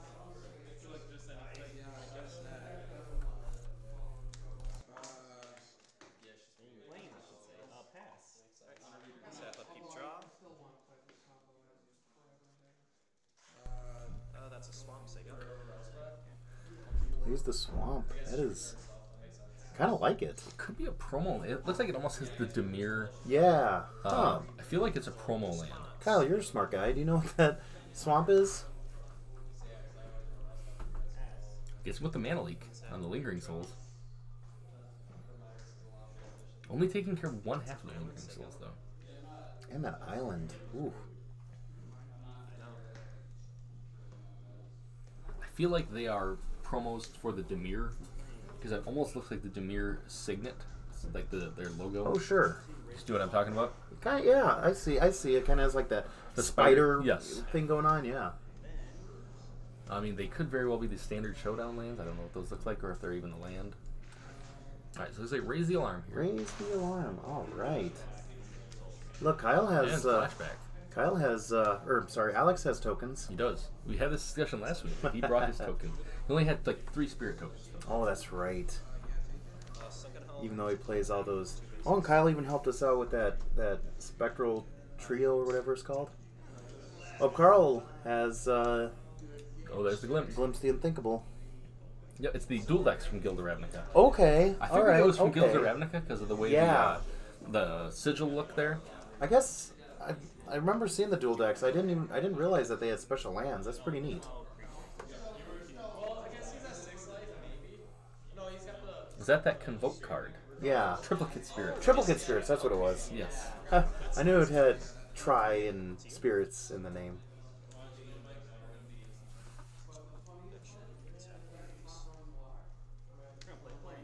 I also think the flexive right ad that we're going to tap 3 for special. I would have kept up that spiritual. Give me more spirits. Yep. Okay, so that wasn't because The biggest thing about it is And there he plays the Spectral Possession. Yes, that is Spectral Possession. I am 100% sure. Not right. So yeah, no, I probably would have held that off. To see if we do something better to discard. Does he even have a Demir? It's like a Demir pin. This guy is He's all about the Demir. very dedicated. Next to week his, he's going to show up with like a Jace hood. Like a big old cowl. I mean, it's black and blue. He It's does have a already hood his, on it. his hoodie Alright. is pretty much So already. double fatal push on some tokens. That does not feel good. No, that never ever He feels killed good. half of a Lingering Souls. And that is a Doom Traveler? No, Or maybe to make a token card? Rally the Townsfolk? maybe. I want to say it's Rally the Townsfolk. Wow. Put some humans into play. Okay. Let's take a look here. Tech chest in my brain. I mean, granted, like I'm not like Nope, not Rally the Townsfolk then. Rally. Take 7. So Rally the Peasants? No. No. It's something where you put 2 humans into play. I know Something with townsfolk. Sure. Gather the townfolks. I knew it was Gather something the with townfolk. townfolk. Oh, it's so close. Man. Is that Archive Trap? Hardcast? Hardcast Archive Trap. The sign of a desperate man. Yes. Boy, Alex's deck is all which way. Ooh, it's got the old disenchants. I love that. That's great. I think this is where Mill's going to do what Mill does, where it's going to mill you a bunch of cards and then die. Lingering Souls? Alex does have 3, 4, 5, 6, 7. All he needs is the So he's checking how many Lingering Souls. enchantments. Let's have a keep draw. Just 1 Lingering Souls. What's that enchantment that gives tokens? Uh, Field of Ruin. To destroy this. starts with an I. It's the only Oh no. Oh wait, the cards in hand. Okay. I do not have. I can't think of it. We're professionals here. I think Kyle should be in here with us. He's way He is smarter. in spirit. He is, yeah, he is way smarter than we are.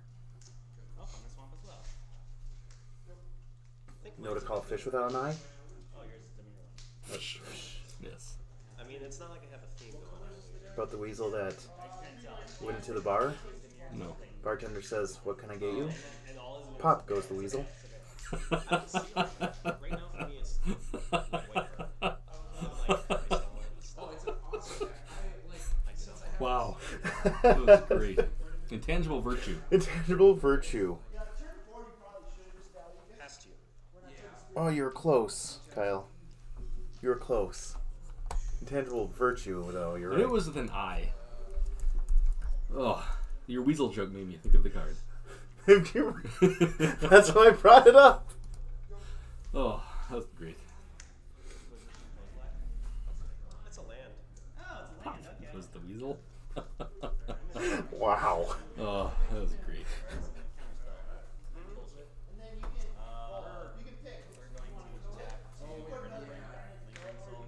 Yep. So, yeah, Other lingering souls flashback here. Alex was just checking for anything, and Karl just has a land in hand. 7. What was his attack for 7? Putting him down to 2? So yeah, Karl needs some kind of sweeper right here, right now. If I have to, I can. He has his mask on, so no one knows who he actually is. You gonna pay water? You just killing myself. Because I drew a land. And he drew a land. All right. That's game 3. So, well, I guess they're going to... I definitely see why Alex took the flame tendrils. Yes. That would have totally That's- spoiled the plan there. Exactly.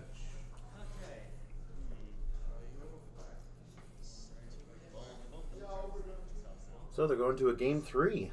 Yeah, that's fine. I mean, I'm not drawing any of my big boys, so I'm sad about that. Yeah. Because I do have threats. Yeah. They're creature threats. The backwater. So Well, if they're creature threats, I can just go. destroyed and we block, search. don't block. We each search for True, but- Because unless of course basic lands. some stuff is The happening. creature also mills you.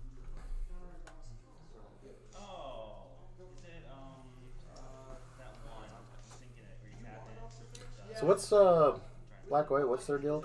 No, it doesn't. Orzhov. Orzhov. Wonder if Alex is going to get some Orzhov lands in the next. It taps when it's His lands did appear to be very mismatched. Yeah. So I don't know that he cares too much about the art. But maybe he's just waiting for the Orzhov lands to come out. I mean, that's fair. He The could Orzhov be. basics. You should ask him. I probably won't. Did one of my sleeves break?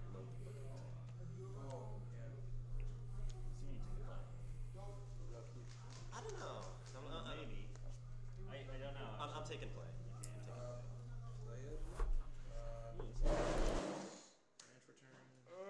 Yeah, I can do it. I'll keep this. I'll keep mine as well. Ready? Lands. 5. Phantasm. Looks like they're both keeping There's a 7. turn 1 Jace's Phantasm All right. A turn 1/1/1. against the turn 1 Caves of Koilos Ooh. into a thing that probably makes a token. Islands. I'm not sure what that thing is. I don't know either, but It made a token. I've seen it before. I just don't remember what it is, though. Yep. Okay. Raise the alarm. No. Oh, gather. It goes for the Raise the alarm, raise the alarm, and the alarm was raised. but the mana was leaked. Take the 1. 19. Yes. What? Oh, it's a lifelink thing, whatever it is. That is your Legion's Landing. Legion's Landing. I think you're right about that. I'm not right. Kyle's right. second hollow. Stop looking at the chat, cheater. I thought you were like, oh, I could have got it. Swing 5. I can't take Kyle's credit. I suppose. Yeah, so 4, 5, Ooh, it's a flip card even. Ooh. 7, 8, We played Kyle Glimpse or and Karl Lingola. played a glimpse. Yep. Anyways, Legion's Landing. 1/1 white vampire with lifelink. They are spinning. And when you attack with 3 or more creatures, transform it. Let's go ahead and see what the transform side is here. Into a Danto The First Fort. Legendary land, taps for a white, pay 2 and a white to create a 1/1 white vampire with lifelink. Seems good in the token deck. It's very strange that it's a white vampire. It is.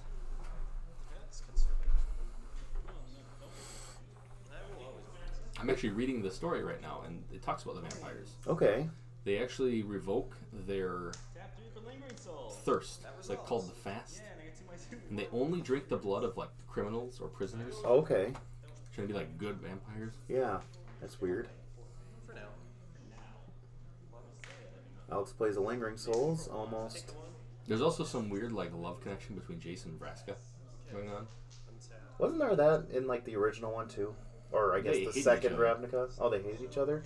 Well, it was kind of love-hate relationship. But now Jace lost his memory when Nicol Bolas Oh, that's right. sends him there. Yeah. So now he's actually on Vraska's ship, and they're looking for the immortal sun, and they're kind of like falling for each other. Really? Yeah. He doesn't remember her at all. Okay. She remembers him, and now she remembers like how he actually is. When he's not a jerk? Yeah. Yes, keep going. Let's go. Come on. Keep going, buddy. Come on, that's the third land. Let's go, let's go, let's go. Yes, there we go. Thank God. I think that Phantasm is quite large. Sounds good. Yeah, let's just say go. Karl appears to be a dog. Is it a dog? It's not a dog or a wolf. Might be a fox, but I'm not sure what he says. I know what the weasel says. Pop! It looks like a Fatal push on the Jace's Phantasm. Doesn't look too happy about it, but I think he says, alright. Okay, yeah, that's not my turn. Oh, yeah. Oh, that's right. My bad, my bad. My bad. I keep forgetting Jason's Phantasm is a 1-mana. I'm like, a 5/5 for 1? That doesn't sound too good. Well, yeah, well, you kind of get it, yeah. And then for last turn, you play Tunes. There, You do have a Probably gonna flashback that Lingering Souls. That's the nice part about the mill deck. It kind of feeds your graveyard. Yeah, and you saw it last game where it's like, yeah, you can mill me for get some Lingering Souls in there. That's fine. I don't believe so. Gotta use his only black mana though. Right, he doesn't For the have. push, so Yeah. He's just kind of putting it to the top there. Attack for 2. Still can't quite flip that Legion's Landing. Oh, hey. Tap 1, play that. Phantasm. Plays another Phantasm though. Or 5/5 or 6/6. Yes. I think it gets +5/+5. Yeah, it's not 5/5 counter, but yeah. Yeah, +4/+4, so it's a 5/5. So 1 mana, 1/1 with flying. Which is already a good. I remember what flying meant. People used to play that card. Yeah. 1/1 with flying. This is all upside. Except for Flying Men is a human. I'm assuming. I don't know the creature type. Well, let's find But out. yeah, you wouldn't really play Jace's I Phantasm can in a see it human being deck. like an illusion. It's a human. You are right. Creature, human. It's modern legal. I didn't even know. It is modern legal. It was It time was shifted. time shifted. You could Why play it in isn't your human. humans playing it in their deck? Because there are infinitely better number of humans. But it's a 1-mana 1/1 flyer. It's a human.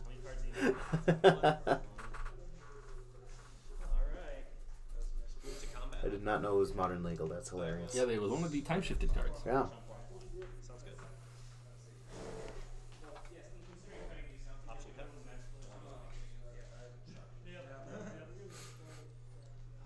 And I passed the turn. Because then I just win.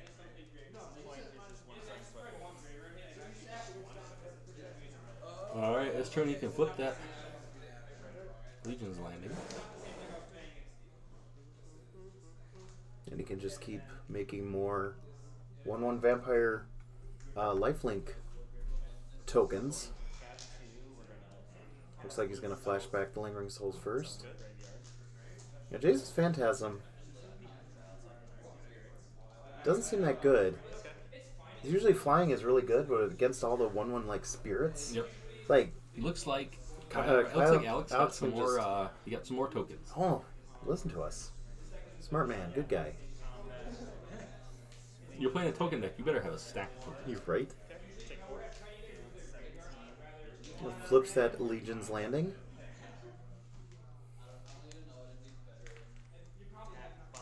now we had a race here between the mill cards and the creatures. Oh, and I think he played the Convoke Spirit thing. Yep, triplicate spirits. Triplicate Spirits. Can you tap to convoke? He has more spirit tokens. See that stack of tokens in his hand? Yeah, Alex. Alex, if you're watching this later, I appreciate you. And they all match. Like, they're all, like, matching sets. Almost. Except for that one green one. Yeah. We don't think about that one, though. Don't think about that one. Oh, he doesn't have enough. There's a couple of dice. I think... Oh, no. Well... I take back my congratulations, sir. You get a half handshake. Oh, flaying tendrils. Oh, boy. That is not good.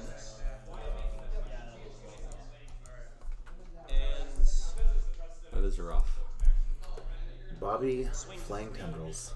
Because this has the -2/-2. All creatures get -2/-2. If a creature would die, exile instead. Yeah, I mean, the exiling doesn't matter, but the -2/-2 to all X1 spirits. Yep. It's pretty rough. Alright, we're back to square one here. But the mill player is a little bit ahead, I feel. Well, Alex does have that He does have the Adanto. Danto in play. I mean, it only creates one ones, but he can do it every single turn. Yep. There we go. Rebuilding.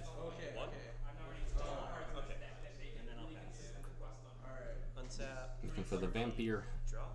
Now, lifelink isn't that relevant, but... Consuming aberration? Consuming aberration? It's gonna be kind of large. I guess he can. No. Yeah. He can 1-for-1 at every turn and make a token block it. It doesn't have any type of evasion at all. I don't even know what this card is, so I'm looking it up for myself. So it's for some reason cut off. So it's very strange. I think it's because it's so much larger than that. That's weird. Well, anyways, it's a 3 mana or 5 mana rather. Horror. It's equal to the number of cards in your opponent's graveyard. Yeah. Whenever you cast a spell, each opponent reveals top card until they reveal a land card, and boom, put those cards into mills itself. Mills in itself. Yeah. Wow. And that got half to exile though. All right.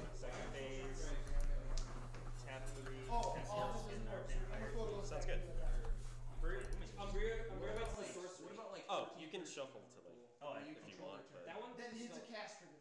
It's a cast trigger, and it also doesn't evade all rule limits. There's no one's really playing sorcery. And the reason you play Ion and Loutsch is against respective decks, they lock them out. It's like Loutsch locks them out. Iona against like Storm or Ad Nauseam or a combo deck locks them out. Burn locks them out. That makes Stuff sense. like that. let's see if I'm lucky today. Mind Funeral? No. Yes. Sure. One. Against what? Bringing Quest. I picked the new cards I was looking for. Here comes the mill. 2. Alright. Number 2. Uh-oh. Uh-oh. Uh-oh. Uh-oh. Keep going. 3. Milling a lot of cards here. Do I have it? A lot of cards. Oh no! Oh! He got him. He got him. Yep. Yep. Okay. Well, Karl will take it in 3. Mill just did what Mill did, and that was milling. Did you top deck? That was a pretty big mind funeral there. Yeah. Yes, it was. Alright. So that is going to wrap it up here for round number 3. We'll be back with our 4th and final round here shortly from Heroes Welcome in Menominee, Wisconsin.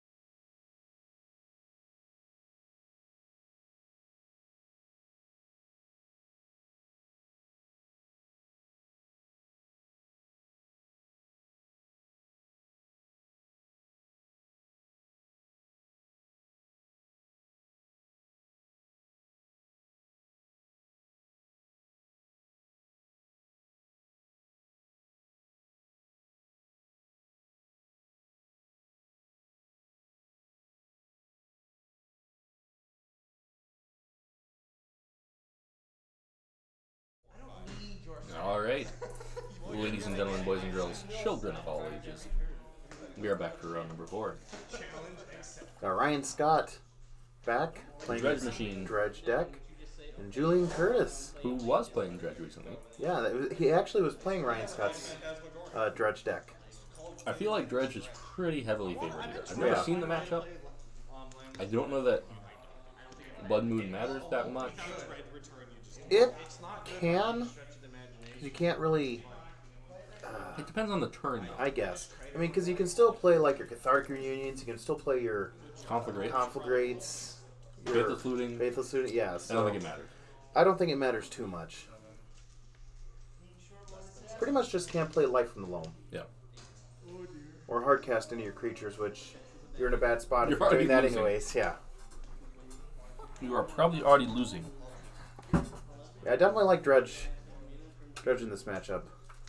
Ryan is going down to 6.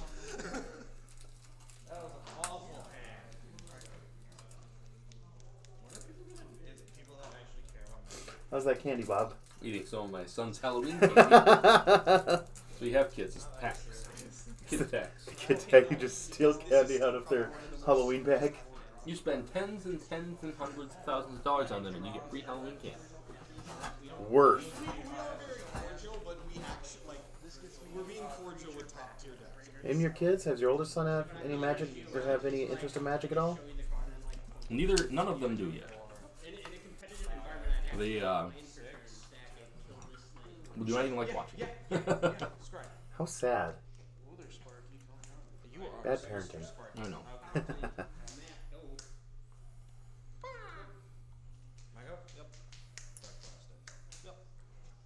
Dark Blast the bird. All right.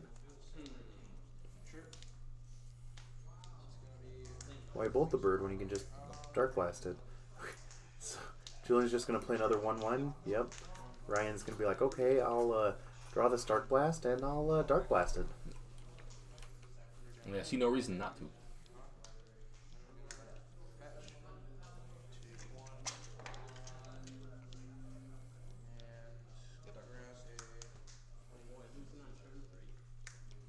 Against the deck that usually plays like the Inferno Titans and Stormbreath Dragons, that Dark Blast is actually doing some work. Yeah.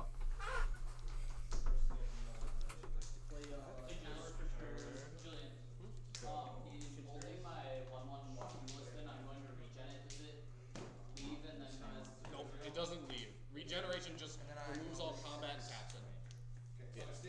Yep. Yo, question about the regen. Yeah. Again, regen is such a weird ability, and somebody was asking Julian about it.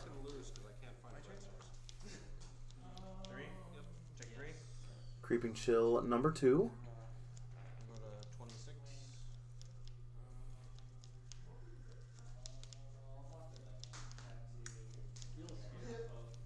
I think Julian only has 2 lands, so losing both of his mana dorks really was really bad for him. Oh, and there's that risk factor. Yes. Unfortunately, it went to the graveyard, but he can flash it back or jumpstart it. That card is so good. Jumpstart discarding a Dredger. That would be pretty spicy.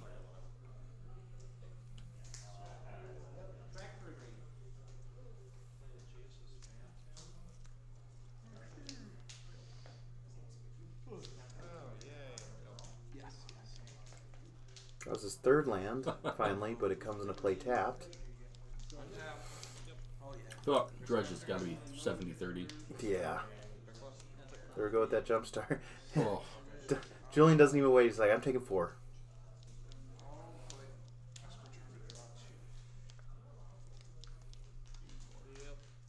6.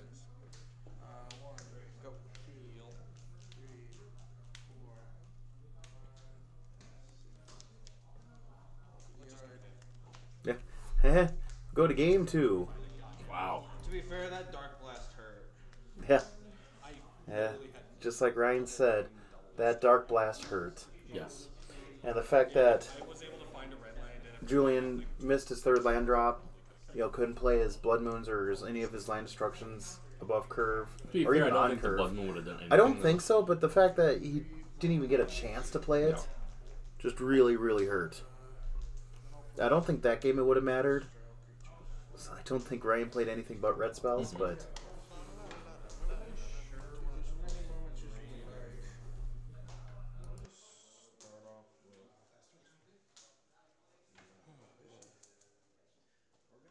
Try to stay.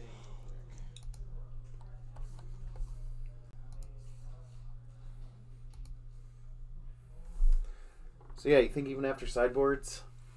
I mean, there is like a certain number of relics that could come in here.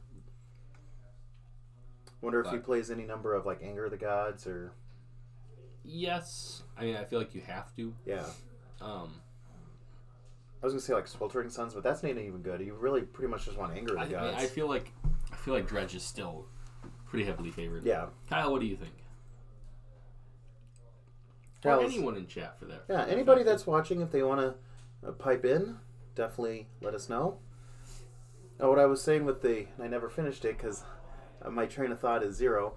If you ever want to look up some old videos of ours on the YouTube page, right now we need to get 100 followers on YouTube, and we can actually give you a good URL. But right now, just search like either Heroes Welcome Menominee or Heroes Welcome Modern, and you'll find it pretty much near the top of the page. So, yeah, give us a follow and tell your friends. Tell your friends.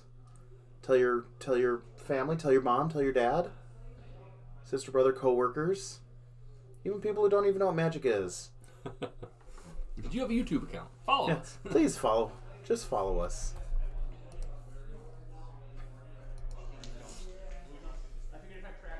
All right, here we go for game number 2. So I cast or do we risk it for the biscuit? I'll keep this. I'm not keeping this. You see a relic in Julian's hand. Problem with cards like Relic Regeneratus. Oh, he's making a mulligan. I was wondering what was going on. Problem with cards like Relic Regeneratus is, yeah, it's graveyard removal, but it's only one time. Yep. It's you use it once and then you can easily rebuild after that. Yep. Cards like Rest in Peace or Leyline of the Void are so much better against the graveyard hate decks. Granted, I mean you don't not put in your relic game 2 and 3, but better than nothing. It's better than nothing, but it's still just so like when do you pop it? Once you play it, your opponent knows it's out there. They're going to play around it. They're not going to discard all their dredgers now, and all's this fine game of when you play it, when you crack it. Julian's can go with Utopia Sprawl. That one cannot be Dark Blast.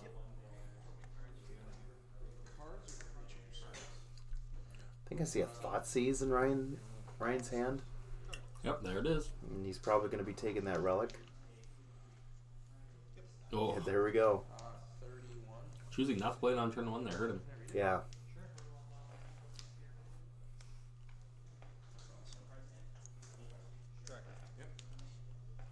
Turn 2 tracker.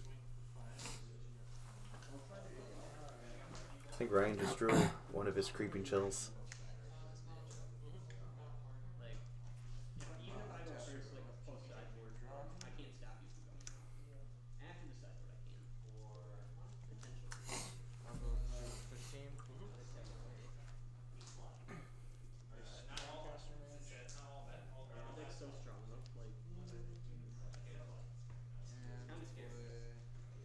I guess if in the future you are watching on YouTube, just leave a comment. Let us know how.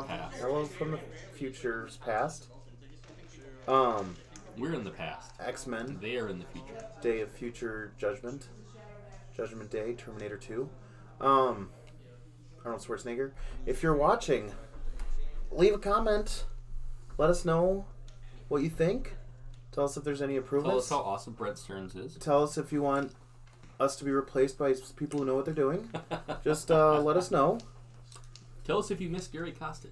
Gary is a good guy. Didn't show up today because he was playing Jackbox on Xbox with his fiancée. likely story. And that's what he's actually doing, but still. Nerd. Couldn't join the fun today. What's more important here? What are your priorities? I mean, I'm not hanging out with... Well, never mind. Because I don't have a fiance. Anyways. Well, Julian plays the Bloodbraid into Kitchen Finks. Alright. Tax for 6. This is looking good for Julian. Stop hating on Dredge. No, it's funny as hell. It's 4-0 with Ponza. That's why he's doing Well, we've seen Dredge do this before where they'll be behind, then they'll go to their next turn with 4 creatures out in play and say go. So, see what Ryan can do this turn. Was an amalgam. That's a good start. Configurate.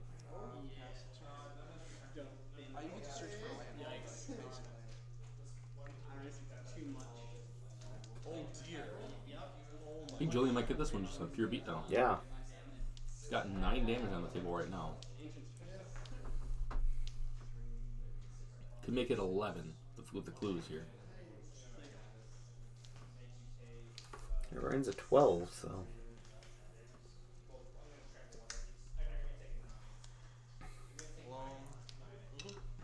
Playing life from the loam. Could use his last counter on the gemstone mine too. Yeah. My other complaint is it kills loam. Silent? Yes. What's the score over here, gentlemen? I won game 1, and he's winning right now. What does that do? 2 cards in hand.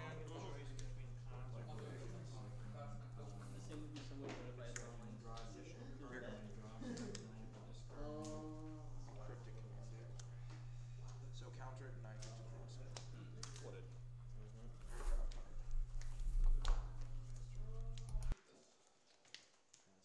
Yes, Ryan. Put a mine in my hand. They go. Yep. Yeah.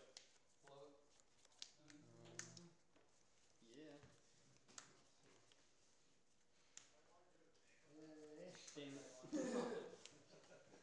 this was my hand. Like, I kept it because of this. Like, I was like, if I turn 1, He's got 2 amalgams here. I have an answer. Yeah, I don't know. Like, I wanted an answer for like the turn 3 win. Because even if like I mold a 5 and I get games, if you just have turn 3 win, at least this doesn't No block, go to 6. Leaving back the Bloodbraid. Interesting.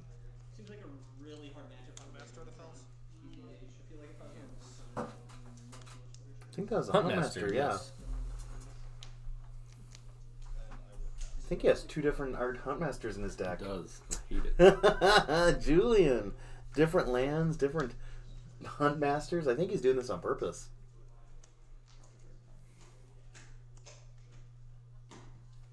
Maybe he watches the stream and realizes how much I hate it, and it's just secretly trolling me. It could be. It could be. If you are, well done, sir. Could be. Could be. Tell your friends. Tell your friends how much Bob hates mismatched lands and cards. Then play them on stream.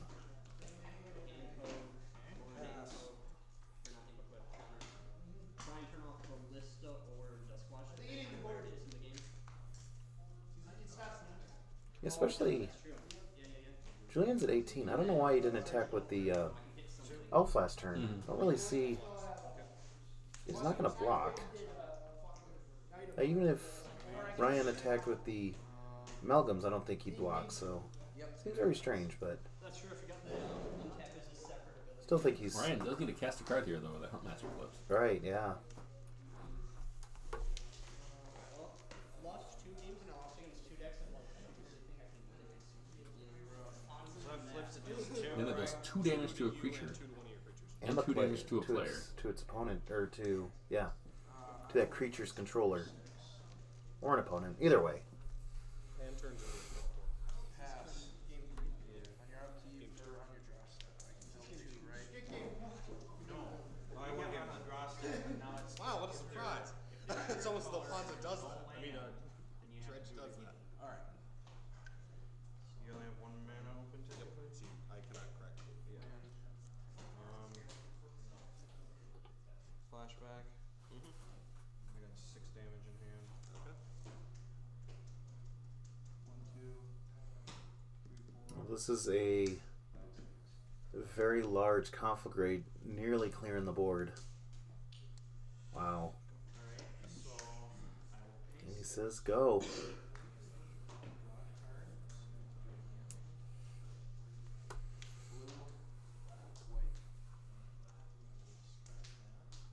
So that's what I was saying though. It's like Julian, you know, he was such a big lead, and now, yeah, Ryan has 3 I'm creatures on surprised by board. that. Wow. Yeah. And he has a kind of a 2-turn clock, not really. He has the 2 blockers, the things to gain 2, like a 3-ish turn clock. I have 1 in my library. Go to my draw step, draw it. I'm not dead, right? No. Okay. No, it's the next turn. Yeah. Does Julian have any of his haymakers? I think he only has 1 card in hand, so. Inferno Titan would be huge here. Yeah, I think he would have just windmill slammed that if he had it, so. 6. Well, this was a very slow windmill. Is that Inferno Titan? Do you have any conflagrates in grave? Untap, upkeep. Looks like a Burning Man. 1 conflagrate, 1 low in grave. I'll attack you Can't for 4 conflagrate to kill Titan. I feel like if it was an Inferno Titan, a creature would have died. Yeah. Game 2? Can't get closer than that. Yeah. That was about as close as it gets. I don't think it's a dragon. That Nope, must be it an was Inferno Titan. Put him in 3. If he would have attacked with that Yep, Bloodbraid. Bloodbraid at the turn, yep.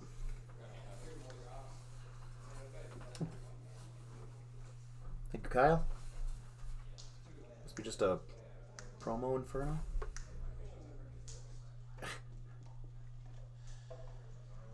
Another good old creep and chill, putting him back up to 6. I don't think that's going to be enough, though. I don't know.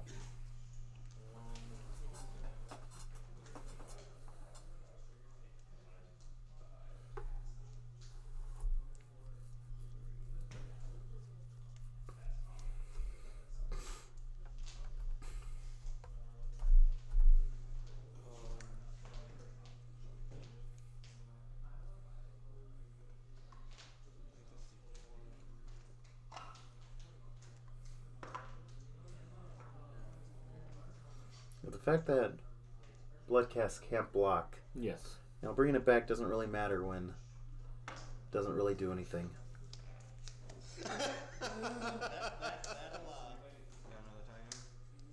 And an Inferno Titan, or a Stormbreath Dragon. Probably enough. Do I see the line? Dude, I've had people not do it because I thought. Do I see? Do I see the line? What, attacking? Yes. I played with Bloodcast too much, though. I know.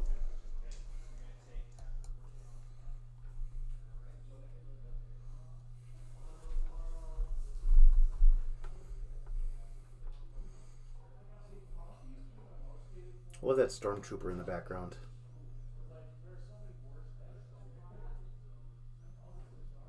They're a special guest. It's our special guest. Yep. Stormy. Is that Flynn? Stormy. Stormy Flynn?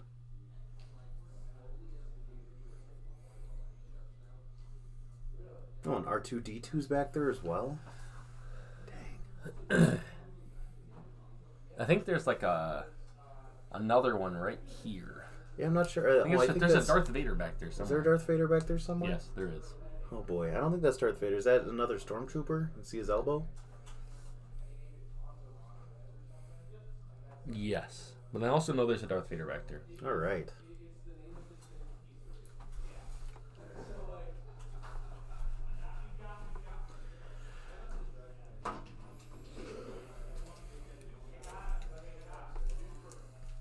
So is it next year episode 9 comes out?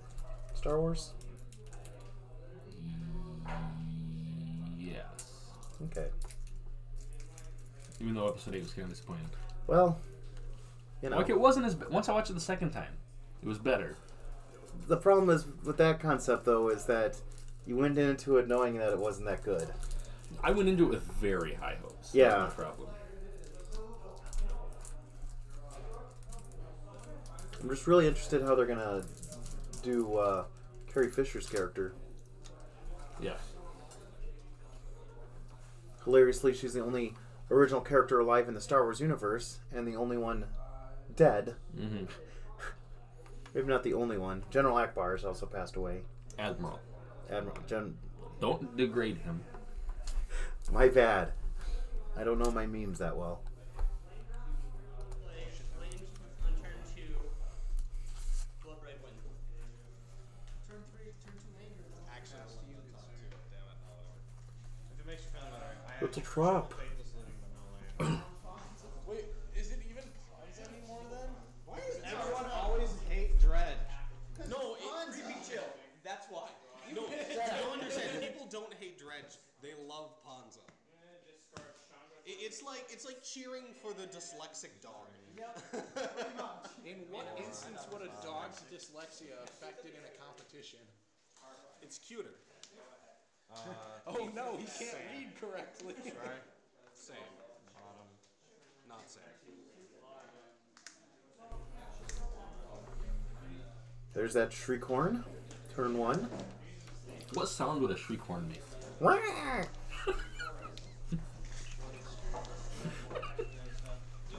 That's the sound of a Shriekhorn. Well, they didn't hesitate at all.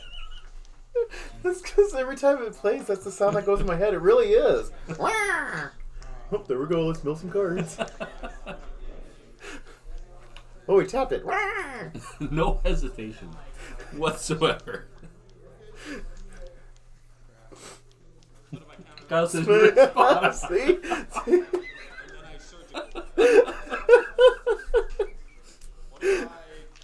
That's the sound of a Shriekhorn. Shriekhorn. Shriekhorn. A Shriekmaw, yeah. There's something different. Shriekhorn. What would a Shriekmaw sound like? It's kind of a bigger creature, so. Okay.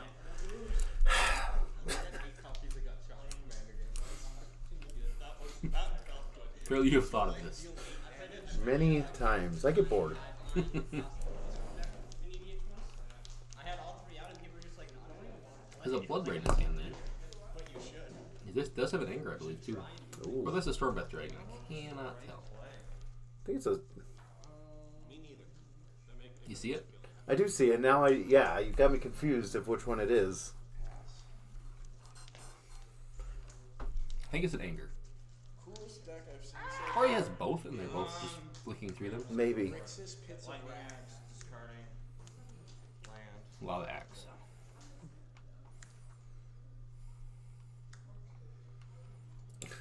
Wow. That was a pretty good. That turn. was my turn too. That's Shriekhorn does. So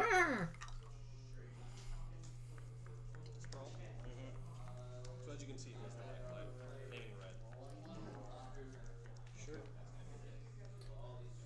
Julian would have had 4 mana this turn. Has the relic, but the relic doesn't do anything right now. Not anymore. That is an anger in his hand. Relic. Just out of curiosity, why do you run this? What? Why do you run this? Because he's just thinking if he wants to pop it now It's just another man. with the extra mana floating. But yeah, I think you're right. It's doesn't really do much right now. But he is going to pop it to draw a card. I think he's looking for a second red source, which he did find. So yeah, next turn if he can anger this board, be pretty good for him. So he's taking a big chunk of damage right now, down to 12.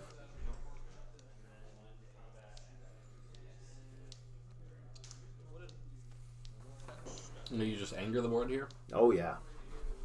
You don't even tempt the Blood Braid? No. I think anger is your best bet right now. I mean, what do you Anger is so good. What do you want to do? Blood Braid into anger? Nah, you're just losing your Blood Braid now and also paying 4 mana for it. So Well, that's fair.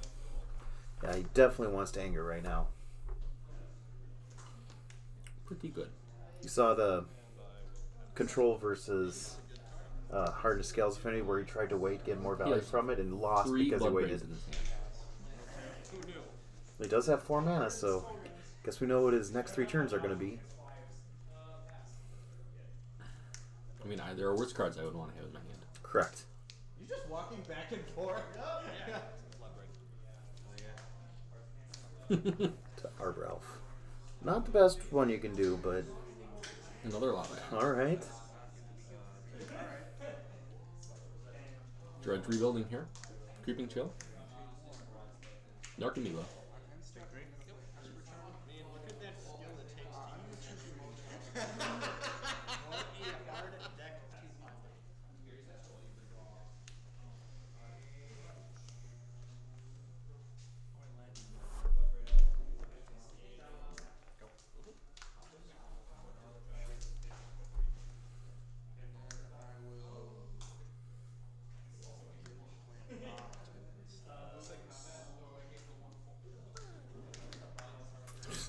use Inferno Titan. Yep. One of the Narcomoeba, 2 to you. That's what it looks like he does. You don't really want to kill the Stinkweed Imp.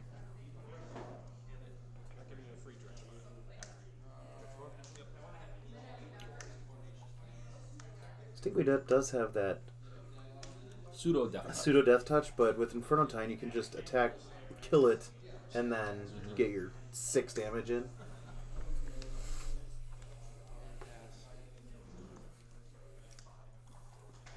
Here's the desperate sign of Dredge. Yep. They start.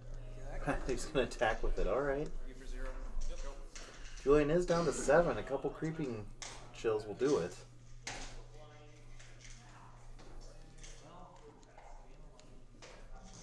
Dealing with another Blood Braid this turn, though.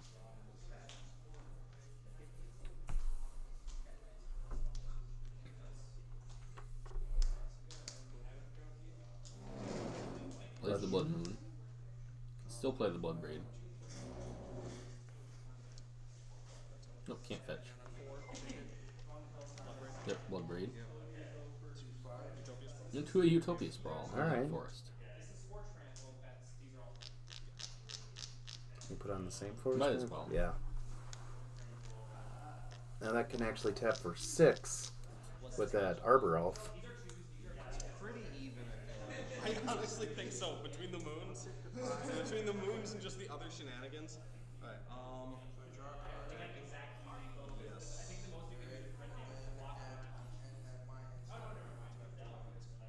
This is a tough decision here, though.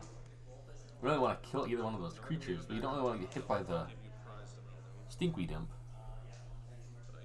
Does he have a Dredger in the graveyard? I don't believe so. Though I would just let him keep those creatures then. And not attack? I would just... No, I would still attack. I just wouldn't kill any of the creatures. Well, he's gonna block. Yeah, Ryan's gonna block. I'm not saying I wouldn't kill the Stinkweed Imp though.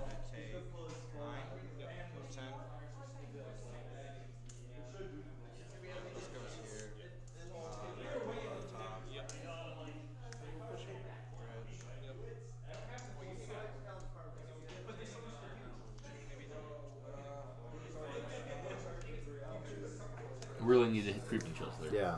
If we did 2 creeping chills there, it would have been over. Funny enough, with the Blood Moon, Ryan can't replay the Thug. Yes.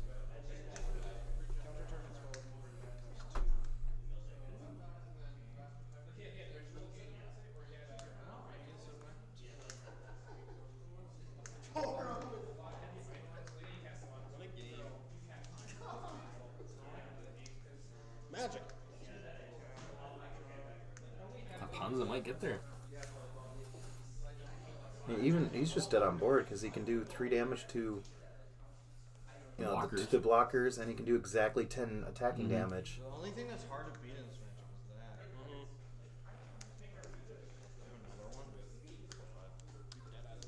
that. Oof. And you can just play Stormbreath Dragon as well.